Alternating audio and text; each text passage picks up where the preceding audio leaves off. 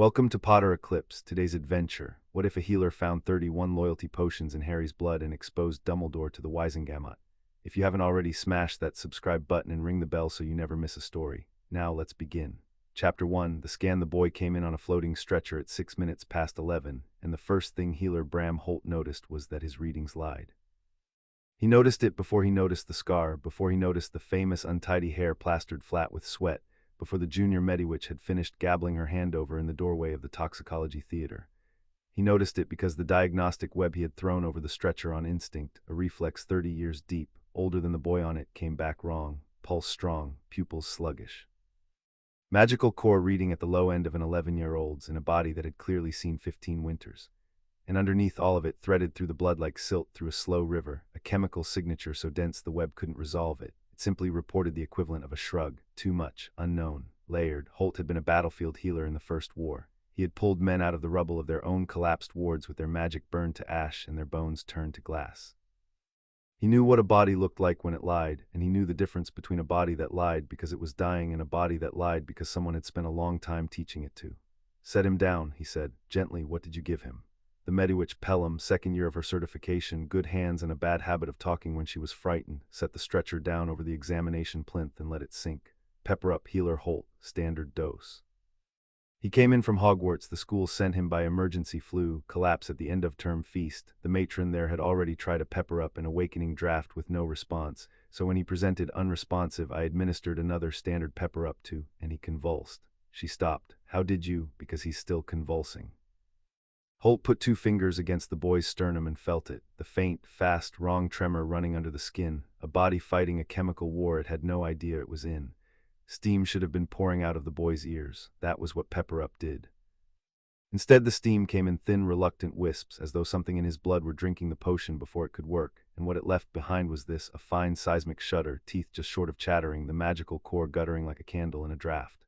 "Pepper Up doesn't do this," Pelham said. "Pepper Up has never done this." "No," Holt agreed. "It doesn't. Pepper Up is reacting with something already in him. Get me the heavy diagnostic kit, the forensic one, not the ward one." "And shut the door," she went. Holt stood over the plinth and looked for the first time at the patient as a person rather than a problem. Harry Potter, of course it was. The flu card in the stretcher's brass frame said so in the Hogwarts matron's cramped hand, Potter H. 5th or Gryffindor, but Holt would have known the scar anywhere, the way everyone in Britain would have known it, a pale fork of old lightning above the right eye. The boy's face was slack, not peaceful. Slack the way a marionette is slack, every string let go at once.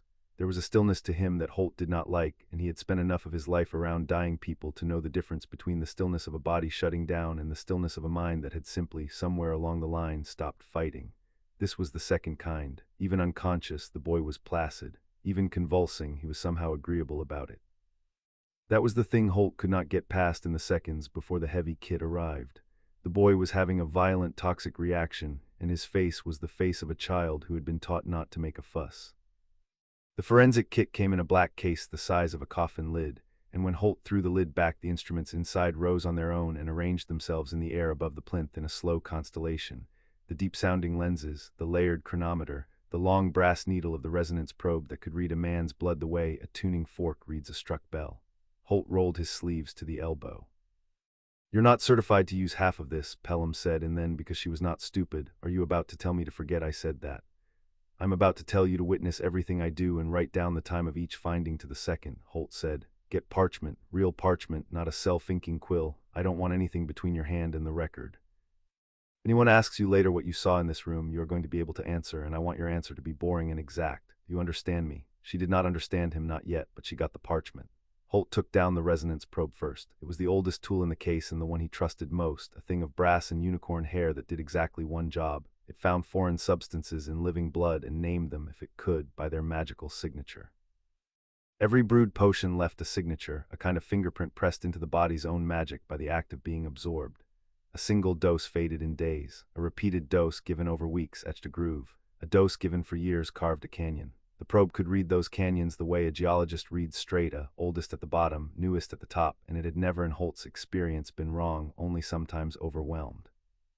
He set the tip of the needle against the inside of the boy's left wrist over the vein and spoke the activation under his breath, and the needle began very faintly to hum. Then it began to sing. It was not a pleasant sound. A clean body returns a clean tone, one note the body's own. A body with a potion in it returns a cord. What Harry Potter's blood returned was not a cord. It was a noise like an orchestra tuning, a great smeared dissonance of overlapping signatures, dozens of them fighting for the same air, and Holt's hand went still on the brass and the back of his neck went cold. Healer Holt, Pelham said, time, 11:19 and 40 seconds. Write this. Patient presents with polypotion saturation. Multiple distinct potion signatures present in the blood at depth, indicating administration over an extended period. Number of distinct signatures. He paused. The probe was still singing its tangled chord and he could not yet count it. Number of distinct signatures pending. He throttled the probe down to its lowest sensitivity, the setting you used on infants, the setting that would surface only the strongest, most recent layer and leave the rest in shadow. The singing thinned. One voice climbed up out of the noise and stood clear. The probe named it the way the probe named everything, not in words but in a taste pushed straight into the back of Holt's skull, bitter and obedient, the flavor of a draft he had not had cause to identify in 20 years because no honest healer ever brewed it and no decent one ever found it. Loyalty draft, not the cheap market love filter that made a teenager moon at the wrong girl for a weekend, the real thing. The slow institutional kind, the kind that did not make you adore a person but made you trust them, made their voice the one you believed, made disagreement with them feel physically like a mistake. And keyed, that was the part that stopped Holt's breath in his chest. A loyalty draft could be brewed generic, drink it and trust the next person you saw. But this one had been keyed, tuned to a specific signature, so that all the trust it manufactured ran in one direction, toward one person like water down a graded floor. The probe could not give him a name. It could give him a shape, a resonance, the magical contour of the person the draft had been built to point at. Holt knew that contour. Everyone in the room would have known it if they could have felt it. There was a particular cathedral hueness to it, old and warm and deep, a magic that had been famous for longer than Holt had been alive. Albus Dumbledore, Holt said aloud, and Pelham's quill stopped scratching. Healer Holt, you can't possibly write exactly this. Strongest and most recent signature, a keyed loyalty draft. The key resonance is consistent with the magical signature of Albus Percival Wulfric Brian Dumbledore. Note the word consistent. I am not yet swearing to it. I am telling you what the probe says, and the probe does not lie, and we are going to find out together how deep this goes. He looked up at her, and what was in his face made her stop arguing and start writing. Time on that finding. 11:22. Good, now we go down. But first he did the thing that a younger healer would not have thought of and a frightened one would not have dared. He sent Pelham to wake healer in charge Devora Quill. Quill ran the night shift across the whole of the 4th floor, and she had been doing it since before Holt qualified. A broad, slow woman with a face like a closed ledger, and a memory the Wizengamot itself had subpoenaed twice. Holt did not summon her because he needed help. He summoned her because a finding witnessed by one healer was a finding, and a finding witnessed by 2 senior healers under timestamp was a wall, and Holt had decided, somewhere around the word Dumbledore, that everything he did tonight he would build out of walls. Quill came in her nightrobe with her wand already lit, and listened to 30 seconds of explanation without a flicker. Then she walked to the plinth, looked at the boy's slack, agreeable face and the singing probe and the 4 sheets of parchment and said, "Read me the strongest signature. I'll confirm or I won't." Holt handed her the probe. She set it to the infant resolution herself, took the reading herself and stood with her eyes shut while the bitter, obedient taste of it pushed into the back of her own skull. "Keyed loyalty draft," she said at last. "Institutional grade, not a market filter." She opened her eyes. "And the key is a resonance I have felt exactly twice in my life, both times across a courtroom, and I will tell any court that asks me that it is consistent, Bram, I'm using your word and I mean it the way you mean it, with Albus Dumbledore." She handed the probe back. "Write that I confirmed it independently. Write that I never saw your reading before I took my own. Pelham's writing it." "Good girl," Quill said to Pelham, who was 26 and did not mind. "Whatever happens after tonight, child, you keep your hands clean and your record boring and you let the 2 old people take the weight. Now." She pulled a stool to the head of the plinth and sat and folded her hands and became the second wall. "Go down, Bram, I'll witness all of it, and slow down when you get to the count. I want to be sure of the count." Holt nodded. He had not expected to feel less alone tonight, and he did, and he set it aside to feel properly later. He brought the probe's sensitivity up 1 notch. The cleared voice fell back into the chorus, and a second voice rose, fractionally older, fractionally fainter, and it sang the same word loyalty, but the key was different, warmer, domestic, a magic that smelled, if magic could smell, of a kitchen, of bread and wood smoke and too many children in a small bright house. The probe drew its contour for him. It was nothing like the cathedral. It was small and fierce and absolutely certain of itself, the magic of a person who had never once in her life doubted that she was in the right. Holt did not have a name for that one, not yet. He held the shape in his mind, a kitchen and a fierce small certainty, and said, "Second signature." A second keyed loyalty draft, distinct key, weaker and older than the first, female, domestic resonance, identity unknown, Conta recorded. Pelham wrote. He went down again and again. And the thing that happened as he descended through the layers of Harry Potter's blood was the thing that turned a long, strange night into the worst of Bram Holt's professional life, because the deeper he went the more there was, and none of it was an accident. He had thought in the first minutes that he might find a contamination. It happened, a clumsy potions master, a tainted batch, a child given the same calming draught a few too many times by a careless matron. That left a smear, a single repeated signature, ugly but innocent. This was not a smear. This was architecture. Each layer he uncovered was a different potion, brewed for a different purpose, administered on what the chronometer was beginning to suggest was a schedule, a regular rhythm of dosing that went back. The chronometer hummed, calculating depth against absorption rate that went back years. "Bring me the layered chronometer," he said. "I want timestamps on every stratum. I want to know not just what's in him, but when it started." Pelham wheeled the chronometer over, a clock with too many hands, and Holt slaved it to the probe, and together the two instruments began to walk down through the boy's blood like men descending a mineshaft, calling up what they found. A compulsion, not loyalty this time, aversion. Its key was a repellent rather than an attractant, a draft built to make a specific resonance feel wrong to the drinker, to make him flinch from it, distrust it, want to be elsewhere. Holt isolated the contour the compulsion was tuned against, and it was a stormy black thing, a wild aristocratic magic with a crack of recklessness in it, and Holt did not know whose it was, but he wrote it down. An aversion compulsion, keyed against an unknown male signature. Designed to make the patient distrust and avoid that individual. He thought of the boy's slack, agreeable face. Someone had taught this child to flinch from a person on a chemical level, and the child would never have known he was flinching. He would have thought it was his own good judgment. Another compulsion under that, aversion again, but not keyed to a person. Keyed to a category, which was a far more sophisticated and far more frightening piece of brewing. The probe struggled with it and gave Holt an impression rather than a name: green, silver, serpents, cold rooms below ground. Aversion compulsion keyed to a house, Holt said slowly. Slytherin, the patient has been chemically conditioned to distrust an entire quarter of his own school. He had to stop and breathe after that one. Pelham had stopped pretending this was routine. Her quill shook a little on the upstroke, deeper, a suppressant. This one didn't push the boy toward or away from anything. It simply turned him down, a draft that throttled the magical core itself, banked the fire, kept the great wild thing that lived in every wizard small and obedient and slow. That explained the readings, the 11-year-old's core in a 15-year-old's body. The boy was not weak. The boy had been kept weak. Holt thought of every report he'd half heard about the Potter child, the dramatic, dangerous things he was supposed to have survived, the duels and the dark creatures, and tried to imagine what this boy might have been able to do with his fire unbanked, and the thought was so large he set it down and kept descending. A docility draft. A guilt primer, and that one Holt had to read 3 times before he would write it, because it was the most quietly monstrous thing in the boy's blood.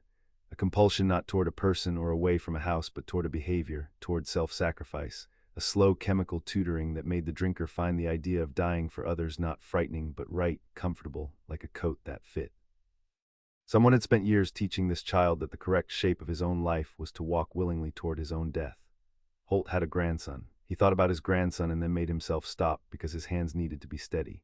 A focus dampener under that, subtle and clever. A draft that did not dull the mind so much as scatter it, that made concentration slip, made study feel like waiting, made a boy who might have been brilliant settle comfortably into being merely adequate. "He's been kept stupid," Quill said flatly from the head of the plinth, the first thing she'd said in 20 minutes.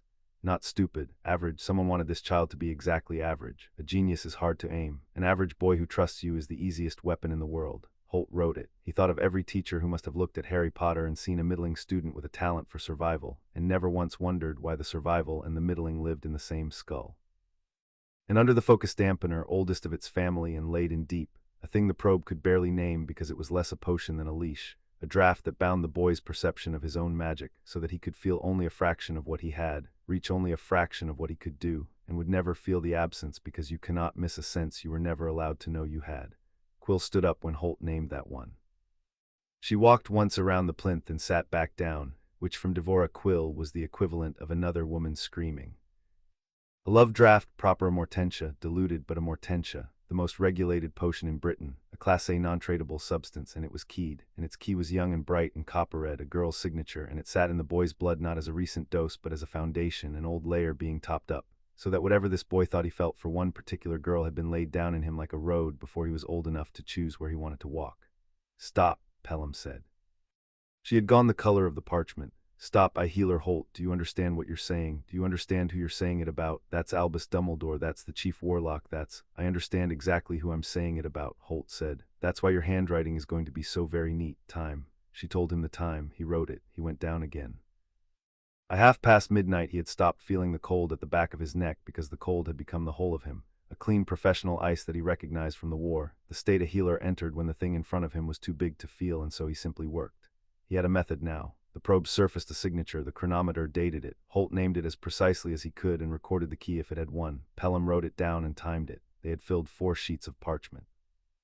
The constellation of instruments turned slowly over the boy, who slept his marionette sleep. His convulsions, long since soothed by the antidote drip Holt, had hung the moment he understood that whatever was wrong, it was not pepper-up. The pepper-up had only been the match dropped into a room that had been filling with gas for years. Memory malleability primers, 2 of them layered. Drafts that did not erase memory but softened it, made the mind porous, easy to confound, easy to obliviate cleanly without the rough edges that an investigator might later find. Holt's ice cracked very slightly when he understood what that meant in combination with the rest. Whoever had built this had built in a failsafe. The boy had been made not only loyal and docile and aimed, but also editable. If he ever started to suspect, if he ever started to ask the wrong questions, his mind had been pre-treated to make the forgetting easy. Whoever did this, Holt said mostly to himself, did not expect to ever be caught. Why would they? The patient was rendered incapable of suspecting them and pre-softened in case he did. The only thing they didn't account for is a mediwitch in a hurry giving him a pepper-up that fought back. He looked at Pelham.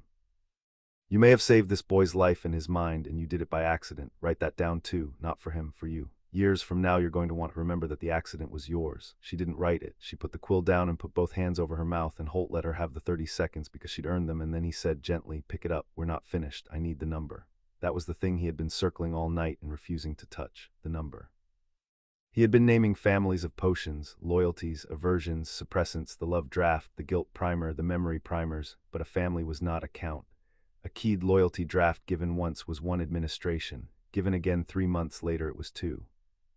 The probe read signatures, the chronometer read strata, and what Holt needed, what any court would need, what he himself needed in the marrow of him before he would let himself believe the size of this, was an exact count of how many separate times someone had put a potion into this child. He reset both instruments to their finest resolution, the one that surfaced not families but individual administrations, every distinct dose as its own stratum, and he braced his hands on the edge of the plinth and he set them counting. The chronometer's hands began to turn. The probe began again to sing, but slowly now, deliberately, one voice at a time, climbing the years. Holt counted aloud. He had counted bodies before in the war, and he used the same voice, flat and even, the voice that let you count terrible things without the things getting into you. 1. A loyalty draft, the oldest layer, dated by the chronometer to the hands shivered and settled to autumn, near 6 years gone. The boy would have been 11, his first term, someone had started the very first autumn.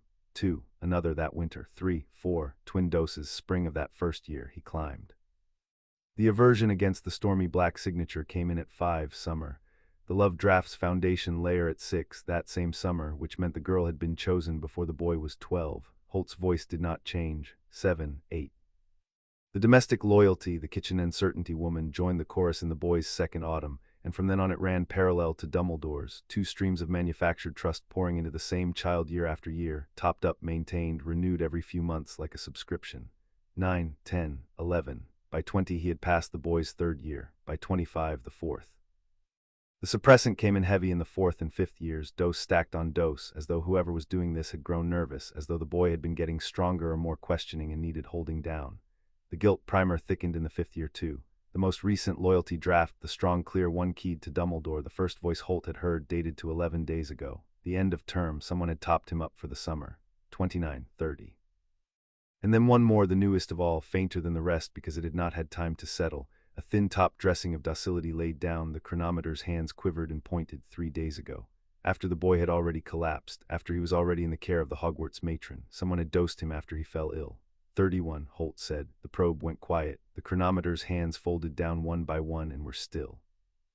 The theater was silent except for the small drip of the antidote in the boy's slow breathing, and Bram Holt stood over Harry Potter with both hands flat on the cold plinth and looked at the number he had written at the bottom of the 5th sheet of parchment and let himself, for exactly one breath, feel it.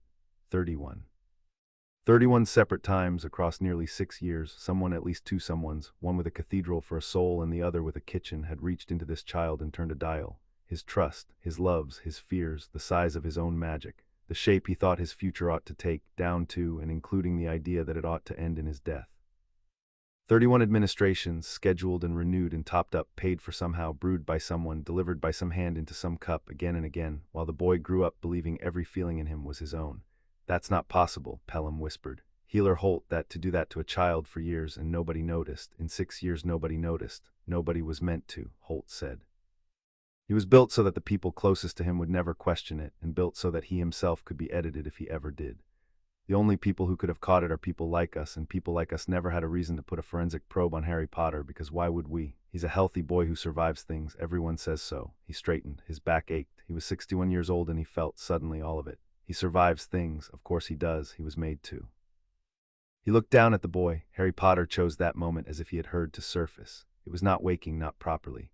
The antidote was still holding the worst of it down, and the boy's mind was still wading up through years of silt. But his eyes opened green, unfocused, the pupils still slow, and found Holt's face and rested there with no alarm whatsoever. A boy who woke in a strange white room, tethered by a drip, with a stranger leaning over him, and felt no alarm. That alone would have told Holt everything if he hadn't already known. Where, the boy said, and stopped and tried again, his voice a dry scrape. Is Professor Dumbledore here? Of all the questions, not where am I, not what happened, not am I going to be all right. The first thought to surface in Harry Potter's drugged and silted mind, the deepest reflex, the thing they had built into the floor of him. Find Dumbledore, trust Dumbledore. Dumbledore will know what to do. No, Holt said, he's not here. He'd want to know. The boy's brow creased, a flicker of something trying to work and failing, the loyalty draft steering him even now, even half-conscious, back toward the one safe harbor they'd built for him. Someone should tell him, he worries. I'm sure he does, Holt said, and the flatness in his own voice frightened him a little. Rest, you've had a reaction to a potion. I'm Healer Holt. I'm going to take care of you, and I'm not going to lie to you, and that may be a very new experience, so we'll go slowly. The boy didn't understand that. He couldn't yet, but something in the gentleness of it reached him, and his eyes drifted closed, and he sank back down into the silt, and just before he went under he murmured, contented as a child being tucked in, Professor Dumbledore will sort it out. He always sorts it out. Yes, Holt said softly to the sleeping boy and to the 5 sheets of parchment. I expect that's exactly what he'll try to do. He stood there a moment longer. Then he straightened, and the ice in him settled into something harder and more permanent, something he had not felt since he was a young man watching the First War start and deciding what kind of healer he was going to be in it. Pelham, 3 things, and I want them done before any of us sleeps, in this order.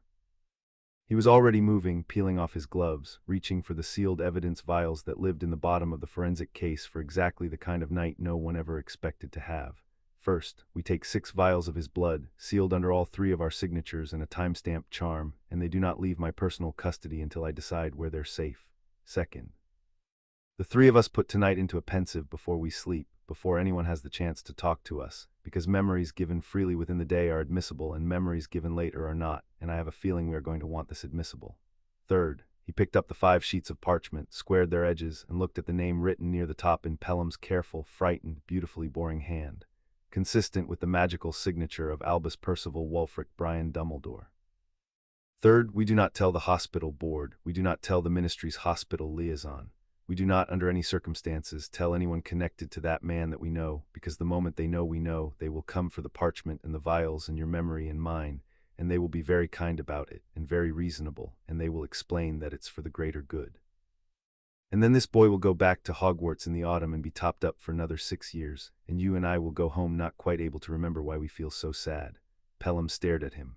Then who do we tell? Holt thought about it. He thought about the head of the Department of Magical Law Enforcement, who wore a monocle and had buried a brother in the First War and had a reputation, rare in the ministry, for being entirely impossible to buy.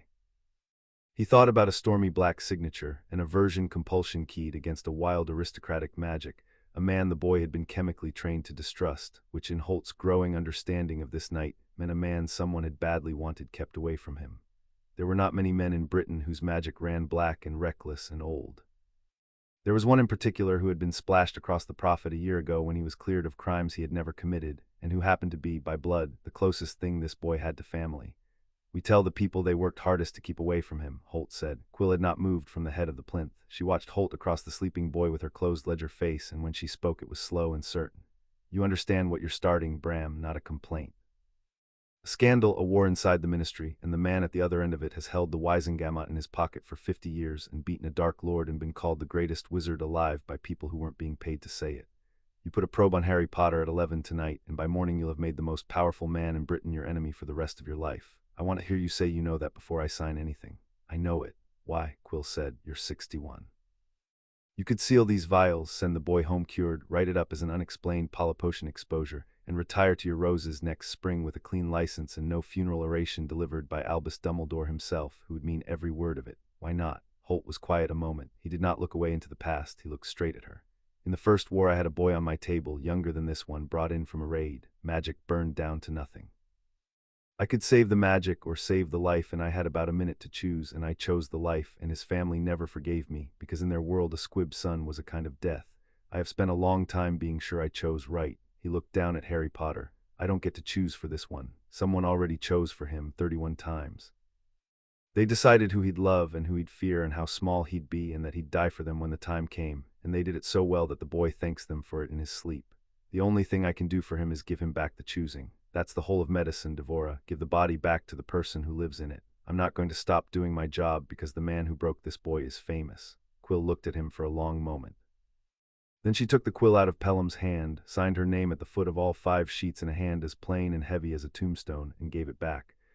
Then we do it properly, she said, and we do it so clean that 50 years of reputation can't put a crack in it. 6 vials, all our seals, pensive copies before sunrise, and the samples don't go in this building. This building has a board, and the board has a liaison, and the liaison reports to a man who reports to a man who has tea with Dumbledore on Thursdays. We send them somewhere with no loyalty to anyone but their own ledgers. She raised an eyebrow. You were thinking the goblins. I was thinking the goblins. Good. Gringotts doesn't care who you are. They care that you pay the vault fee and that nobody robs them, and they have wanted a reason to embarrass the ministry since the statute. We'll have the samples behind goblin steel by noon. They worked the rest of it in near silence. Holt drew the 6 vials himself, Quill sealing each as he filled it, Pelham timing and naming each one aloud for the record, sample 1, sample 2, until the rack held 6 identical glints of dark blood, each under 3 signatures and a charm that would scream if it were tampered with. Then Quill brought the ward pensive, a shallow basin of beaten silver, and one after another the 3 of them laid the night into it. The probe's first scream, the cathedral resonance, the count climbing, the boy asking for Dumbledore before he asked for himself. Holt went last. When he drew the long silver thread of the memory out of his own temple and let it fall into the basin, he found his hand was steady and was obscurely glad of it. He wrote the report at the small desk in the corner while the others bottled the memories, and he wrote it the way he wanted it read, plainly, with the number in the first line and the word consistent doing its careful work throughout, and a closing paragraph that did not editorialize and did not need to. Patient is a minor. Administration spans approximately 6 years. Findings are inconsistent with accident, contamination, or single-source error. Findings are consistent with deliberate, sustained chemical control of a child. He read it back once and signed it, and Quill signed it, and Pelham signed it, and then he sealed a copy in an envelope addressed to a name he had decided on hours ago without quite admitting it. Madame Amelia Bones, head, DMLE, by hand, eyes only. Outside the theater window, the lights of wizarding London burned low and ordinary. A city full of people who all knew the name Harry Potter and not one of whom knew that, somewhere above the 3rd floor of St. Mungo's, a boy was sleeping clean of suspicion for what might be the last time, and an old healer was deciding, with the cold, steady certainty of a man who has finally found a wrong large enough to spend the rest of his life on, that the topping up was over. 31. He folded the parchment and put it inside his robes, against his chest, where he could feel it. The drip ticked. The boy slept. Bram Holt picked up his coat in the sealed envelope and went to find the one man in Britain that Harry Potter had been taught, drop by careful drop, never to trust. Chapter 1 and Chapter 2. The healer won't stay silent. Sirius Black answered his own front door at 1:30 in the morning with a wand in his hand and a year of freedom that had not yet taught him to sleep through a knock. He had been cleared 11 months ago, Pettigrew dragged squealing out of a Weasley pocket and into a courtroom, the truth finally too loud to bury. And the man who stood in the doorway of the old black townhouse was thinner than the posters and steadier than the rumors, gray threading the black of his hair, gray eyes that went from sleep to murder in the space of a breath, when a stranger in healer's robes said the words Harry Potter. He's alive, Holt said first, because he was a healer and he knew which sentence had to come before all the others. He's alive, he's stable, he's at St. Mungo S, and he is not in danger tonight. I need that to be the first thing you hear because the rest of it is going to make you want to set something on fire. Sirius looked at him for the length of 2 heartbeats, then he stepped back from the door. Remus, he called into the dark house, his voice flat and carrying. Get up, get dressed. And to Holt, talk while he comes down. You've got until he's tying his shoes to make me believe you're not one of Albus's people sent to manage me. That Holt thought was the most useful sentence anyone had said to him all night. He came in and he talked. He laid it out the way he'd laid out the report, the number first, then the families, then the keys. Loyalty drafts keyed to Dumbledore. A second keyed to a domestic signature he hadn't yet named. Aversion compulsions. A suppressant on the boy's own magic. A love draft keyed to a copper-red girl. A guilt primer shaped like a coffin. And the count, 31 administrations across 6 years, with the most recent topped up 11 days ago and one more laid down after the boy collapsed. Somewhere around the word suppressant, a lamp on the side table cracked down its length without anyone touching it. By the time Holt reached the guilt primer, Sirius Black had gone absolutely still, and the stillness was worse than the lamp because it was the stillness of a man doing arithmetic he did not want the answer to. The aversion compulsion, Sirius said. The one keyed against a man, black hair, reckless. You said you didn't have the name. I said the probe gave me a contour, stormy, old blood, a crack of recklessness in it. That's me. Sirius's voice did not rise. He met me 2 years ago. He was meant to come and live with me. I'm his godfather. It's in James's will. I've a house and a name and a seat on the Wizengamot and every legal right, and every single time it nearly happened something went wrong. He'd write that he wanted to come, and then the next letter would be cooler. He'd be glad to see me, and then by the end of the visit he'd be twitchy, like I made his skin itch, and I told myself it was Azkaban, that I was the thing that smelled of the bad years. He looked at his own hand. It wasn't me. Someone put it in his blood. Someone made my own godson flinch for me on a schedule. Yes, Holt said. He did not soften it. The man in front of him had been lied to enough. Remus Lupin came down the stairs then, gray and quiet and dressed, and he had clearly heard the last of it, because he crossed the room and put a hand on Sirius's shoulder before he said a word to Holt, and that one gesture told Holt more about the two of them than an hour of talk would have. Then Lupin turned, and his tired face had gone to something harder. The domestic signature, he said. The second loyalty key. The woman, you said a kitchen. I haven't named it. I won't in front of a court until I've matched it, but you have a guess. I have a guess that I'm going to keep behind my teeth, Holt said, until I can put it next to a sample. Guesses lose cases. The number wins them. There are 31 administrations in that boy, and I can prove every one. He set the sealed envelope on the table between them, Amelia Bones's name facing up. I'm telling the two of you because the boy was chemically engineered to trust everyone except the people who'd protect him, which means the people who'd protect him are exactly the ones nobody told. You're his godfather. You have a seat. You have standing. I have evidence and no power. Madam Bones has power and in about 6 hours, evidence. What none of us has is time, because by morning the man who did this is going to know his weapon is off the board, and he's going to come and try very gently to put it back. Sirius picked up the envelope, read the name, and laughed once, a short, ugly, delighted sound with no humor in it at all. Amelia Bones. Oh, that's good. That's the one cupboard in the ministry Albus never managed to get a key to. She hated my family, and she'll hate this more. He handed it to Lupin. Get this to her tonight. Not by owl. Owls can be intercepted, and you know it. In her hand at her house, wake her up. Tell her Sirius Black sent you, and that it's about a minor and a poisoning and the chief warlock in that order, and she'll have her boots on before you finish the sentence. Lupin was already reaching for his cloak. And you, Holt said. Sirius Black smiled, and it was the smile of a man who had spent 12 years with nothing to do but plan things he'd never get to do. I'm going to go and sit by my godson's bed, he said, so that the first face he sees when his head's his own again is one they spent 6 years and 31 doses trying to keep him away from. And if Albus Dumbledore wants to walk into that room and explain to me personally why my godson flinches when I hug him, then he is very welcome to try. They reached St. Mungo S at 2:20. By 2:20, the first move had already been made. It was waiting for Holt in the corridor outside the boys' room in the shape of a small, round man named Aurelius Plum, who held the title of Ministry Liaison to St. Mungo's and the soul, in Holt's professional opinion, of a damp cloth. Plum had a clipboard and an apologetic expression and the particular alertness of a man who had been woken in the night and told to be somewhere fast and made important by it. Healer Holt, there you are. Plum fell into step, brisk and confiding, before Holt had broken stride. I've had the most distressing report, the Potter boy, a polypotion exposure, a great deal of confusion about it. I gather there was some irregular use of forensic equipment and some rather wild speculation written down by a very junior Mediwitch in the heat of the moment. And I want you to know the board's entirely behind you, entirely. These things happen on a long night. We just want to get ahead of it before anyone says something they'll regret. Who told you? Holt said. Plum blinked. I beg your pardon, it's a simple question. I filed nothing with the board. I told no one outside that room. The findings are 4 hours old and sealed. So who woke you, Aurelius, and told you a junior Mediwitch had written down wild speculation she could not possibly have described to anyone but me? The damp cloth went still. For a moment something honest flickered behind Plum's apology. Fear, the ordinary fear of a small man who has just understood he is standing between two large things, and then he smoothed it over. I really couldn't say. A concerned party. The point, Bram, the point is discretion. This is a child, a famous child, a vulnerable child by your own account. Do we really want the Daily Prophet turning his blood into a circus? Do we want to put a 15-year-old through a public inquiry on the strength of a probe reading taken at midnight by an exhausted man? There are kinder ways, quieter ways. The boy can be treated, the records can be sealed for his own protection, and everyone who matters can be told very privately to be more careful in future. Be more careful, Holt repeated. You know what I mean. I'm afraid I do. Holt stopped walking. Plum overshot and had to turn. Let me tell you what's already happened, Aurelius, so that you can decide how much of your career you'd like to spend on this.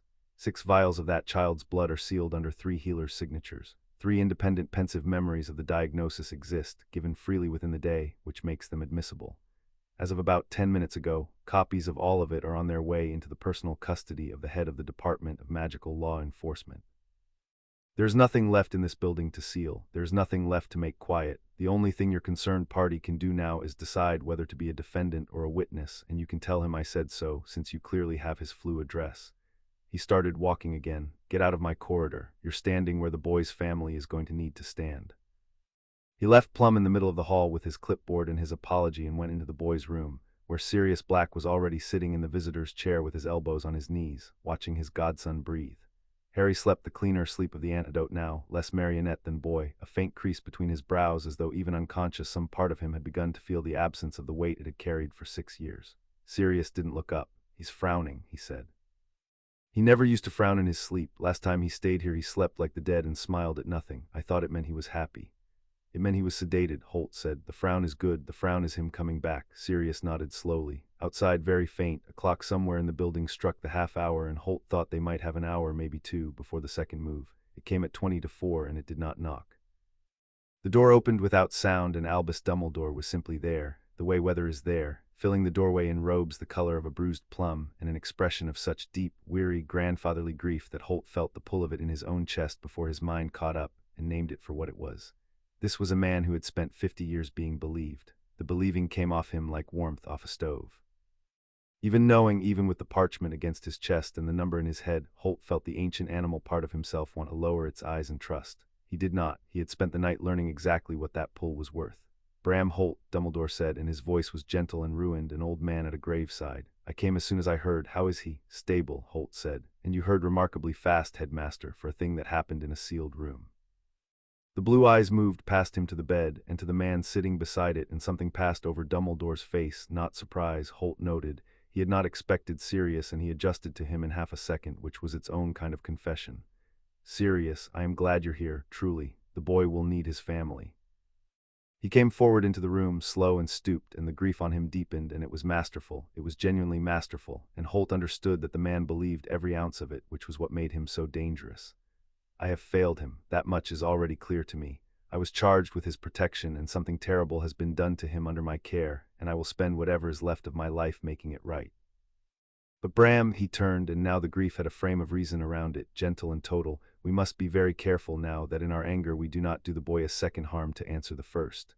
Go on, Holt said. He is fragile. You of all people know how fragile. His mind has been interfered with grievously for years.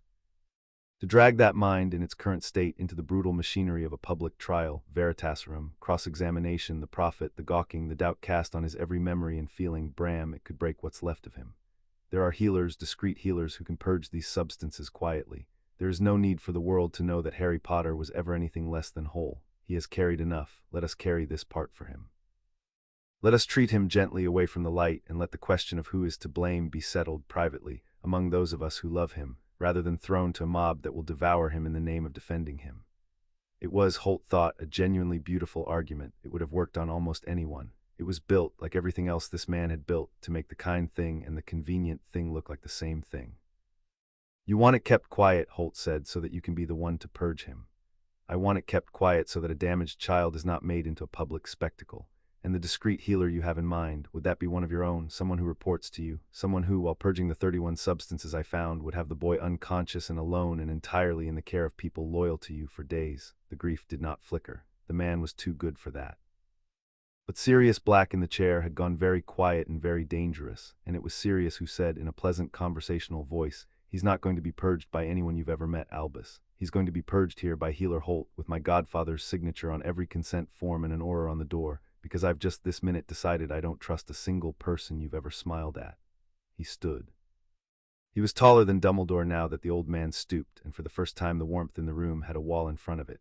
"Funny thing, I've spent a year trying to work out why my godson went cold on me. Healer Holt solved it in an evening, aversion compulsion, keyed to me, brewed and dosed so the boy would flinch from his own family." He tilted his head. "Who'd want that, do you think? Who in all the world would benefit from Harry Potter trusting no one but Albus Dumbledore?"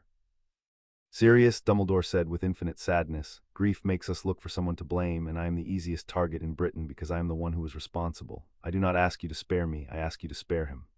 "That's clever," Sirius said. "That's really clever. You make wanting to protect him sound exactly like wanting to bury it. You've always been good at that. The greater good. I heard about your greater good in school, Albus. I just never had it used on me before." For a moment the two men looked at each other across the sleeping boy, and Holt watched 50 years of borrowed trust meet a man it could not borrow from, and he thought, this is the whole war right here in miniature. The kindness that wants to manage you against the love that refuses to be managed. Dumbledore turned to Holt and his tone shifted, not threatening, never that, but practical now, the tone of a man explaining the weather to someone who had foolishly decided to argue with it. "Bram, may I be plain with you, healer to old man, you are a fine diagnostician, the finest perhaps of your generation. You have a position you've earned over 30 years, a license, a reputation, a pension, a quiet retirement ahead of you.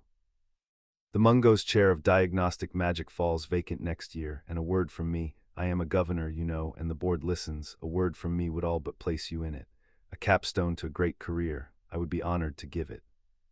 I should like very much to be your friend in the years to come, Bram, and not your adversary, because I think we want the same thing, which is the welfare of that boy, and it would grieve me beyond words to find us on opposite sides of a thing where our hearts are the same." There it was, the chair, and underneath the chair, very softly, the rest, "Be my adversary, and the same board that gives chairs takes licenses." Holt was quiet a moment. He was aware of Sirius watching him, and of the boy breathing, and of the parchment against his chest with the number on it. "Headmaster," he said. 30 years ago in the First War I made a choice on a table that cost a boy his magic and saved his life, and I have been sure ever since that I chose right, and do you know why I've been sure? Because I gave that choice to the only person it belonged to, the moment he was old enough to understand it. I told him exactly what I'd done and why, and I let him hate me for it, and he did for a while, and then he didn't, because it was his to decide. That's the whole of my trade. The body belongs to the person who lives in it, not to me, not to his family, not to the war." He looked at the bed. "There's a child in that room who was never once allowed to decide anything, not who he loved, not who he feared, not how big he was, not whether he'd die for you. You took the choosing away from him 31 times, Albus, drop by drop, and called it protection. And now you've come to offer me a chair to help you take it away a 32nd time. So no, you can keep the chair. You can have my license too if you can get it, because I'll go on being right about that table for the rest of my life, and you will never, not once, be able to say the same about that bed." The room was very still. And then for half a second Holt would swear to it later in front of the Wizengamot with the memory in the basin to prove it. For half a second the grandfather went out of Albus Dumbledore's face, like a lamp turned down, and what was underneath was not cruel and was not even angry. It was tired. It was the face of a man who had carried something enormous for so long that he had forgotten there was a difference between the weight and himself. A man genuinely, bottomlessly certain that he was the only one wise enough to hold it, and that everyone trying to take it from him was, however well-meaning, simply too small to understand. It was the most frightening thing Holt saw all night, more frightening than the number, because the number was a crime and this was a conviction. Then the lamp came back up. The grief returned, gentle and total. "I see," Dumbledore said softly. "I had hoped we might do this kindly. Remember, Bram, when this is over and the boy is in pieces, that I asked you to be kind and you chose to be right." He inclined his head, the very picture of a defeated saint. "I will go. I am still his magical guardian, of course, a small legal matter, but it grants me certain responsibilities I cannot in conscience abandon, so I will return in the morning with the proper documents to ensure his care is being managed appropriately. Good night, Sirius, Bram." And he was gone as soundlessly as he had come, and the warmth went out of the room with him, and Holt realized his hands were trembling, not with fear, but with the effort of having refused something built over 50 years to be impossible to refuse. "Magical guardian," Sirius said into the silence very quietly. "He's his magical guardian. How is he his magical guardian? I'm his godfather. It's in the will." "That," said a new voice from the doorway, crisp as a slammed ledger, "is the first question I intend to ask, and I intend to ask it under oath."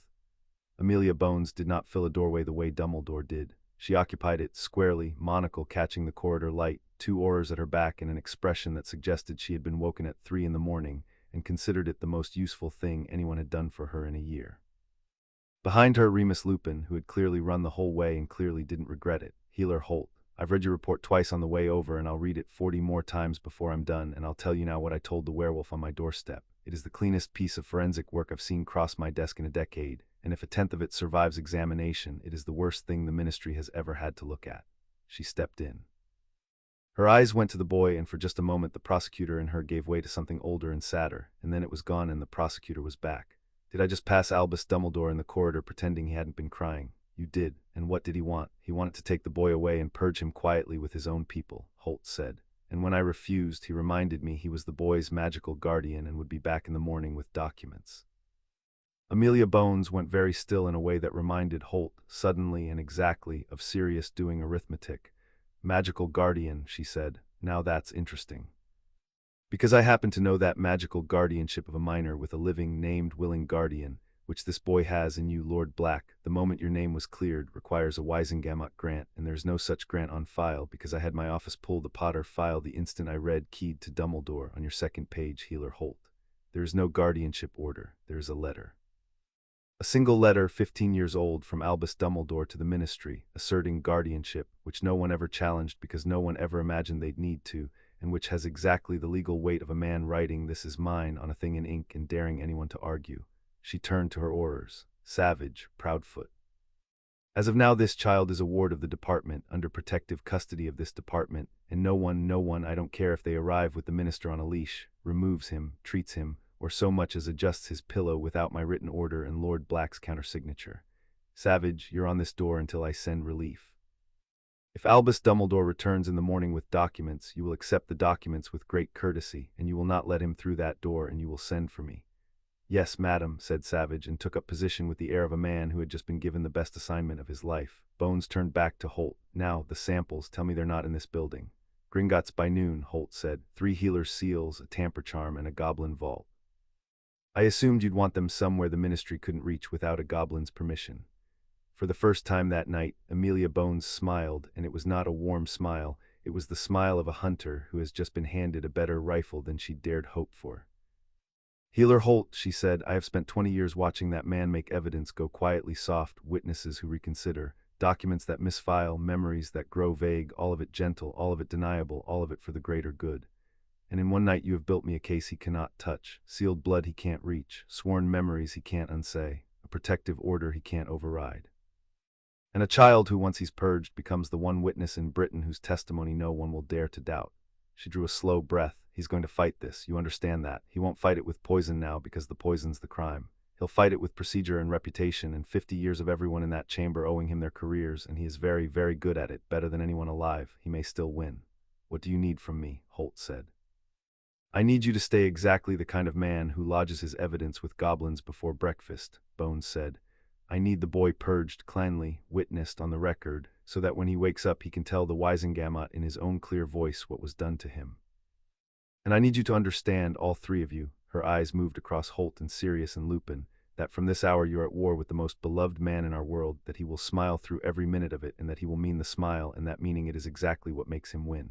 Do not ever let yourselves believe he is lying. He is. He believes he is saving us. That's why he's dangerous. A liar can be caught in a lie. A true believer has to be beaten in the open in front of everyone, with the thing itself laid bare where no amount of conviction can talk it away. She crossed to the bed at last and looked down at the boy who had been a name to her for 15 years and was, suddenly, a victim in her custody, and her jaw set. 31, she said quietly, reading it off the air as though it were written there. We'll start with the purge, then we'll build the rest. And then, Healer Holt, you and I are going to do the thing this ministry has been too frightened to do for half a century. She turned, monocle flashing. We're going to make Albus Dumbledore explain himself. Outside, the first grey of the longest day was coming up over London, and in a room with an aura on the door and a goblin vault filling with sealed blood and 3 exhausted people who would not leave, Harry Potter frowned in his sleep and surfaced an inch closer to himself, and did not this time ask for Dumbledore. In the grey hours before the hospital woke, while the city held its breath between night and morning, they made their plans in low voices around the boy's bed. Amelia Bones did not sleep, and did not let anyone else sleep either, because she had learned in 20 years that the first 12 hours of a case were the only ones an enemy could not yet see into, and she meant to spend every minute of them. She sat at the foot of the bed with a sheaf of blank parchment and a self-inking quill she charmed to silence, and she built in the dark the skeleton of everything that would come. By dawn, she said, the man knows his weapons off the board. At breakfast he's filed something, a motion, a petition, some kind, dressed as concern. So before breakfast we move the things he can't be allowed to reach. The samples to Gringotts the moment the secure flue opens. Holt, you and your senior healer, no courier, your own hands. The pensive memories duplicated and split 3 ways before anyone outside this room has spoken to you, because a memory's only admissible while it's clean, and a clean memory is exactly the thing he's best at quietly clouding. Her quill moved without sound. Lord Black, you're his guardian by right the moment we prove the other claims a fraud, which my office will prove by sunrise. The instant it's proven, you file for custody and for the boy's emancipation, both belt and braces, so that whichever way the court jumps, the boy ends up able to speak for himself. Emancipation, Sirius said. He's 15. He's 15 and he was enslaved by his legal guardian for 6 years, Bones said. There is no stronger case for emancipation in the statute books, and there is no version of this where I leave a child legally able to be spoken for by anyone the accused can reach. We unkey him in law the way Holt's unkeying him in blood, both at once. She glanced at the sleeping boy. He's going to wake up in a few days with his own mind for the first time in his life. I'm going to make very sure that when he does, the law already agrees the mind is his. Holt watched her work and thought he had never in 30 years met anyone who frightened him so pleasantly. She was the opposite of the man they were going to face, no warmth at all in the method, no charm, no bending, only a flat, total, incorruptible competence, the competence of a person who had decided long ago that the law was the only thing standing between the powerful and everyone else, and had made herself its unbreakable instrument. Against Dumbledore's cathedral of sincere feeling, she was a single cold straight line, and Holt began in the gray hours to believe the line might actually hold. Sirius did not plan. Sirius sat by the bed and watched his godson breathe, and from time to time he reached out and very lightly touched the boy's hair, as though confirming he was real, as though making up for 2 years of a flinch that had never belonged to either of them. Once near 5 o'clock, Harry stirred and surfaced not far, just to the shallows, and his unfocused eyes found Sirius's face. And for the space of a breath the old aversion was simply not there yet, the third day still ahead of them, but something underneath it reached up anyway, some buried unkeyed thing, and the boy murmured, Padfoot. A name he had not used since he was an infant, a name no one had taught him to say, and then sank again before Sirius could answer. Sirius Black put his face in his hands and wept silently for a while, and Holt and Bones both pretended not to see, because a man is owed that much privacy even in a room with no walls left to him. When he lifted his head his eyes were red and his jaw was set, and he said, to no one and to everyone, whatever it takes, however long it takes.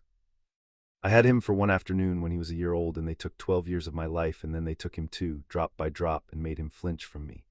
I am going to spend every galleon and every hour and every drop of the black name to put the people who did that exactly where they belong. He said my old name in his sleep. He remembers. Under all of it, he remembers. He looked at Bones. Tell me what to sign. I'll sign it now.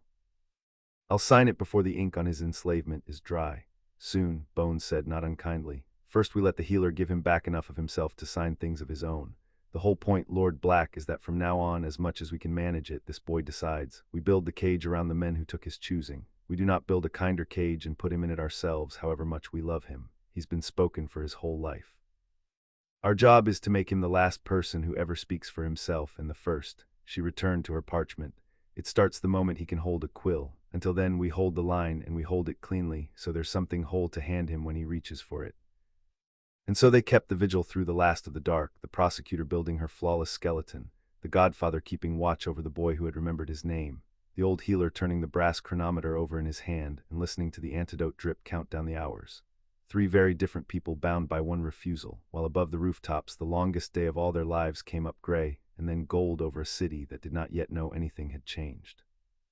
It changed at 6:30. The attempt to take it all back came at 6:30 in daylight, wearing a ministry badge. Holt and Quill had decided to move the samples themselves rather than trust a courier, and they were in the discharge bay with the sealed case between them, waiting on the secure flue to Gringotts, when a young man in pressed gray robes came through at a clip with a roll of parchment held out ahead of him like a flag of truce. He was perhaps 30, clean-shaven, pleasant, and he had the bright cooperative manner of a person who has been told he is doing something important and has not been told what it actually is. Healer Holt, Marcus Twill, Department of Magical Health, Standards and Compliance. He produced the parchment with a small flourish. I'm to take custody of the biological samples in the Potter matter. Chain of evidence regularization. There's been some irregularity flagged about how they were collected, unauthorized forensic equipment, that sort of thing, and Standards wants them logged into the official store before anyone can say they were mishandled. For everyone's protection, really, if you'll just sign the transfer. It was, Holt thought, a beautiful piece of work, and he meant the compliment professionally. It was not a threat and not a bribe and not a great man weeping in a doorway. It was a polite young clerk with a real badge and a plausible reason, asking for exactly the one thing that would make the whole night disappear, the physical blood, and offering, in exchange, nothing but a signature and the warm feeling of having cooperated with the process. Twill himself plainly believed every word. Someone above Twill had spent the pre-dawn hours discovering that the memories in the report were beyond reach, and had reasoned correctly that memories and reports were only as good as the physical evidence underneath them, and had sent a true and innocent believer to fetch it. Standards and compliance, Holt said. At 6:30 in the morning on a Sunday, it's a priority matter. Twill's smile did not waver. You understand, a famous patient who signed your authorization. Twill glanced down at his own parchment as though he hadn't read it, which he probably hadn't. It's countersigned by the office of the chief warlock. You can see the seal. As a governor of the hospital he has standing to. Quill, Holt said. Devora Quill, who had said nothing, took one step sideways so that her considerable bulk was between Marcus Twill and the case, folded her hands over her stomach, and looked at the young man with the expression of a closed ledger that has decided not to open for him. Child, she said, not unkindly, I want you to walk back through that flue and tell whoever sent you that 2 old healers and a goblin already thought of this at midnight. But before you go, I want you to do one thing for yourself, because you seem a decent sort and I'd hate to see you in the dock. I want you to read the second line of your own authorization aloud where there are witnesses. Twill, looking faintly unsettled now, read it. To take custody of and securely store all biological materials pertaining to the patient, pending standards review. Securely store, Quill repeated. Not test, not preserve, store. You've been sent to put a child's blood in a cupboard whose key belongs to the man the blood is evidence against. Now I'm sure you didn't read it that way, because you're young and you trust your betters, which is a fine quality that someone is using to wipe themselves with this morning, but I read it that way. And when this reaches a courtroom, and it will, I will be asked under oath whether anyone tried to take the samples on the chief warlock's authority before they reached the goblins, and I'm going to say yes, and I'm going to say your name, Marcus Twill, because you gave it to me freely and it's on your badge. So, you can take that consequence with you or you can leave it here. Your choice. We don't take things from people who can't choose in this corridor. We've had quite enough of that for one night. For a moment Twill stood with the parchment going slack in his hand, and Holt watched the thing happen behind his eyes that the whole case would eventually turn on, an ordinary, decent person realizing, in real time, that the great kind machine he served had just asked him to do something he would not be able to explain to his mother. He went pale. He rolled the parchment up very carefully, as if it might bite, and he said in a much smaller voice, I think I'd better refer this back up the line, and he stepped back into the green flame and was gone, and Quill let out a slow breath through her nose. He'll testify, she said, mark me. That one will testify, and he'll be the most damning of all, because nobody will believe a clerk like that had a reason to lie. The secure flew to Gringotts opened a minute later, and they went through with the case held between them, and Holt did not breathe properly until the marble of the bank was under his feet. The goblin who took the samples was old and gray-skinned and entirely uninterested in who Harry Potter was. His name was Sharpgrist, and he ran the bank's bonded custody vaults, and when Holt explained what was in the case, sealed forensic samples, contested, possibly the subject of ministry interference, the only flicker of feeling that crossed his face was something Holt could only call appetite. The ministry, Sharpgrist said with the relish of a creature contemplating a long-deferred meal, wishes to lay hands on evidence held under Gringotts' bond, without a goblin's leave. With a contract toward him, healer, it would be my professional pleasure to tell them no. We have wanted for some centuries a clean and public occasion to remind your ministry exactly whose steel keeps your gold safe and exactly how little your wands frighten us when the law is on our side. He inked the bond. These samples will be released only to a Wizengamot writ countersigned by the depositor, that is yourself and Lord Black jointly, not to the chief warlock, not to the minister. Not to the department. Should anyone attempt to compel them by any other means, the bank will consider it theft, and the bank does not summon orders when it is robbed. It deals with the matter itself. I trust that is sufficiently secure for your purposes. It is, said Holt, exactly sufficient, and he signed, and watched 6 vials of a boy's stolen years go down behind goblin steel where the most powerful man in Britain could not follow, and felt for the first time since 11 o'clock the night before that he could rest. There remained the matter of Pelham. He found her in the staff room an hour later, white and red-eyed and gripping a mug of tea she wasn't drinking, and the moment she saw him she said in a rush, Healer Holt, a man came to talk to me. A nice man he said, from patient welfare. He said he understood I'd had a dreadful shock writing down all those frightening things in the night, and that exhausted people often misremember, and that he could help me. He had a file. He said it was a calming draft. He said it would help me get the night straight in my head, and I almost Healer Holt, I'm so sorry, I almost drank it. He was so kind, and I was so tired, but you didn't. I didn't. She put the mug down with a clatter. Because you told me last night, you said they'd come and they'd be kind and reasonable and they'd want my memory, and you made it sound, and then a kind, reasonable man turned up wanting my memory, and I heard your voice in my head, and I said I'd rather not, and he smiled and said of course and left, and I've been shaking ever since. She looked up at him, and the fear in her face had something underneath it now, something hard and new. He'd have wiped it, wouldn't he, whatever was in that file. He'd have made me forget the count. Very probably, Holt said, or just smudged it, made you uncertain. A witness who says I think it was about 30, I was so tired, is worth nothing. A witness who says 31, I wrote each one down as he called it, here's the parchment in my own hand, is worth everything. He sat down across from her. You held, that's all I needed. You held when a kind man offered you an easy way to stop being frightened, and that's a rarer thing than you know, and it's the thing this whole case is made of. Now write down that conversation too. The man, the file, what he said, the time. Then give your memory of it to Madame Bones's people freely today. Build the wall a little higher, Pelham wrote. Her hand had stopped shaking by the time she finished, and Holt thought that might be the most hopeful sign he'd seen. By midday it had a shape no one could collapse. 6 sealed vials behind Goblin Bond, 3 pensive memories of the diagnosis, and now a 4th of an attempted tampering, all given freely within the day. A protective order from the head of the DMLE making the boy a ward of the department, a clerk who would testify and a mediwitch who had refused to file, and a forensic report written plainly that began with a number. Amelia Bones convened it that afternoon in her own office with the door warded and a single quill enchanted to take the minutes. She laid the report on her desk and put her hand flat on it. As of this hour, she said, I am opening a formal criminal inquiry, the unlawful administration of regulated and prohibited potions to a minor over a period of years by persons including but not limited to a sitting officer of this court. I am not naming the principal subject in the public record yet because the moment I do, he will know precisely how much I have, and I would like him to keep guessing for as long as possible. Her monocle found Holt, but between these 4 walls let us be plain so that everyone in this room understands the size of the thing they've chosen to stand inside. We are going to charge Albus Dumbledore. We are going to charge him with the chemical imprisonment of a child. And we are going to do it in open session before the full Wizengamot, because a man that beloved cannot be convicted in the dark. In the dark, his friends will simply decide it never happened. He has to be undone in the light with the evidence in everyone's hands at once, so that there is no version of events left for anyone to retreat into. She straightened. It will take weeks to build.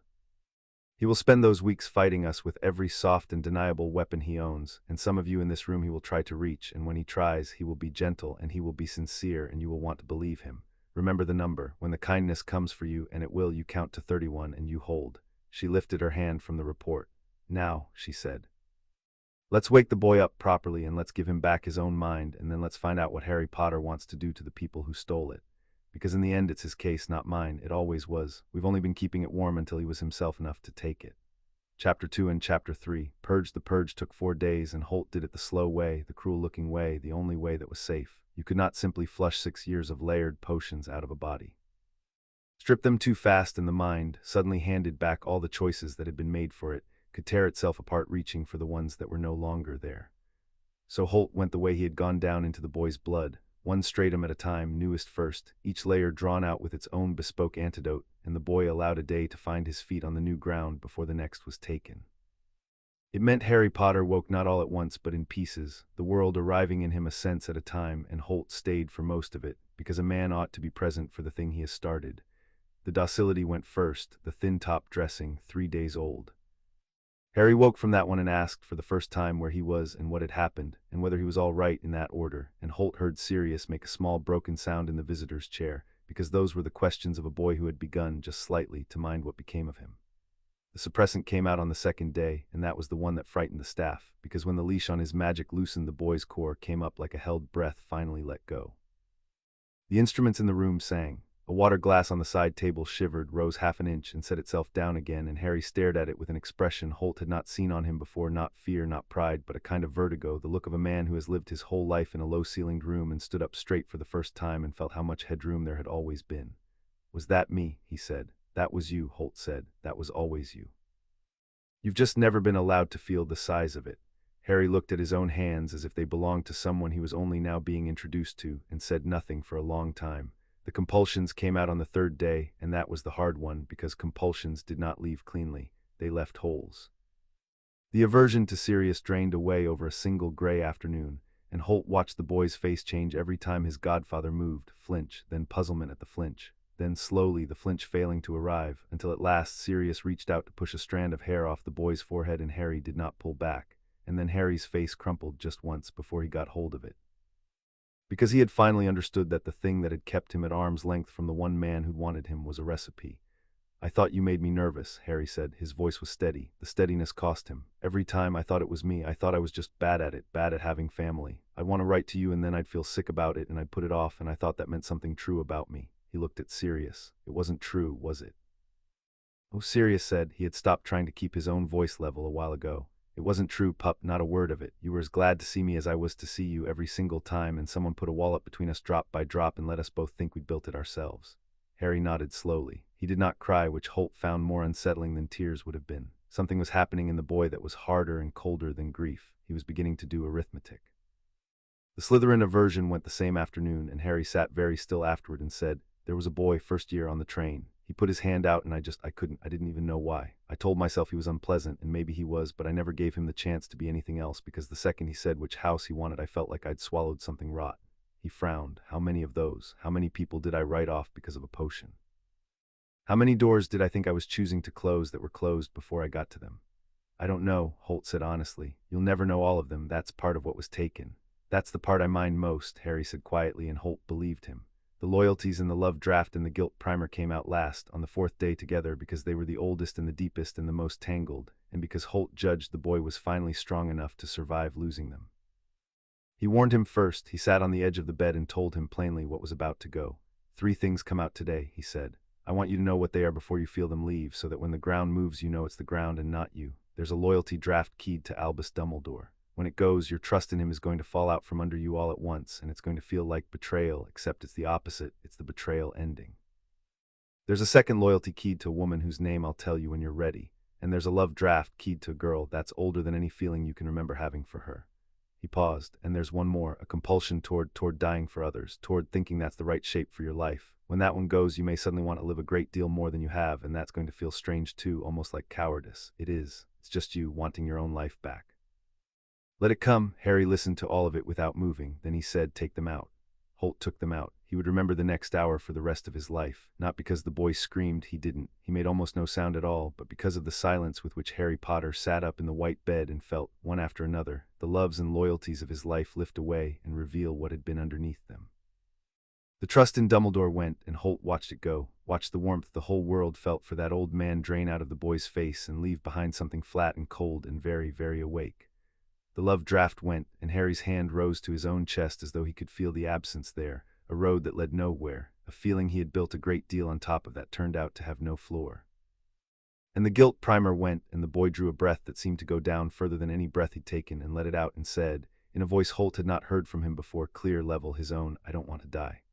"No," said Holt. "I mean, I never wanted to die. I'm sure I never actually wanted to, but there was always this feeling that if it came to it, if it was for everyone else, then it would be all right. Almost a relief, like that was what I was for." His eyes came up and they were dry and they were terrible. "That was in a cup. Someone decided I'd die well and put it in a cup and gave it to me at 11 years old, so that when the time came I'd walk into it smiling and thank them on the way." "Yes," Holt said, "I believe that's exactly what it was for." Harry Potter was quiet for a long moment. And then he asked the question Holt had been waiting 4 days to hear, and he asked it the way Amelia Bones asked questions, flat and exact and already 3 steps ahead. "Tell me the woman's name," he said. "The second loyalty, the kitchen one," Holt told him. He had matched it that morning finally against a sample lawfully obtained, and he told the boy plainly, "Molly Weasley." The room went very still. Sirius, by the window, said nothing. Harry looked at the far wall for a while, and when he spoke his voice did not shake, and somehow that was the worst of it.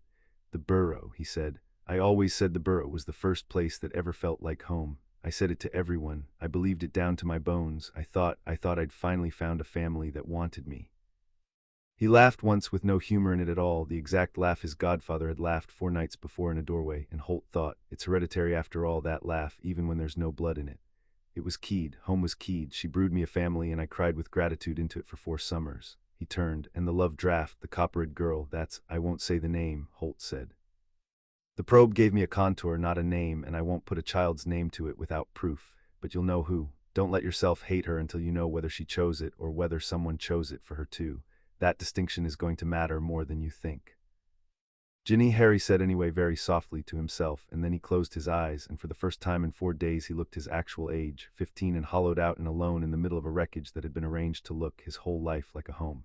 I thought I loved her, I was so sure, I'd lie awake being sure, and it was an old layer being topped up. He opened his eyes. Is anything I feel mine? There's one single thing in me that's actually mine and not something they poured in. It was the question every purge patient asked sooner or later, and Holt had a true answer, and he gave it. Yes, he said, this right now, what you're feeling right now, the anger, the grief, the wanting to know, nobody poured that in. They couldn't. They spent 6 years making sure you'd never feel it, and here it is anyway, because it's yours, because it was always going to come the moment they stopped holding it down. That's how I know it's you, Harry. The potions made you trust and love and obey. They couldn't make you furious. That's the part they couldn't reach. That's where you start.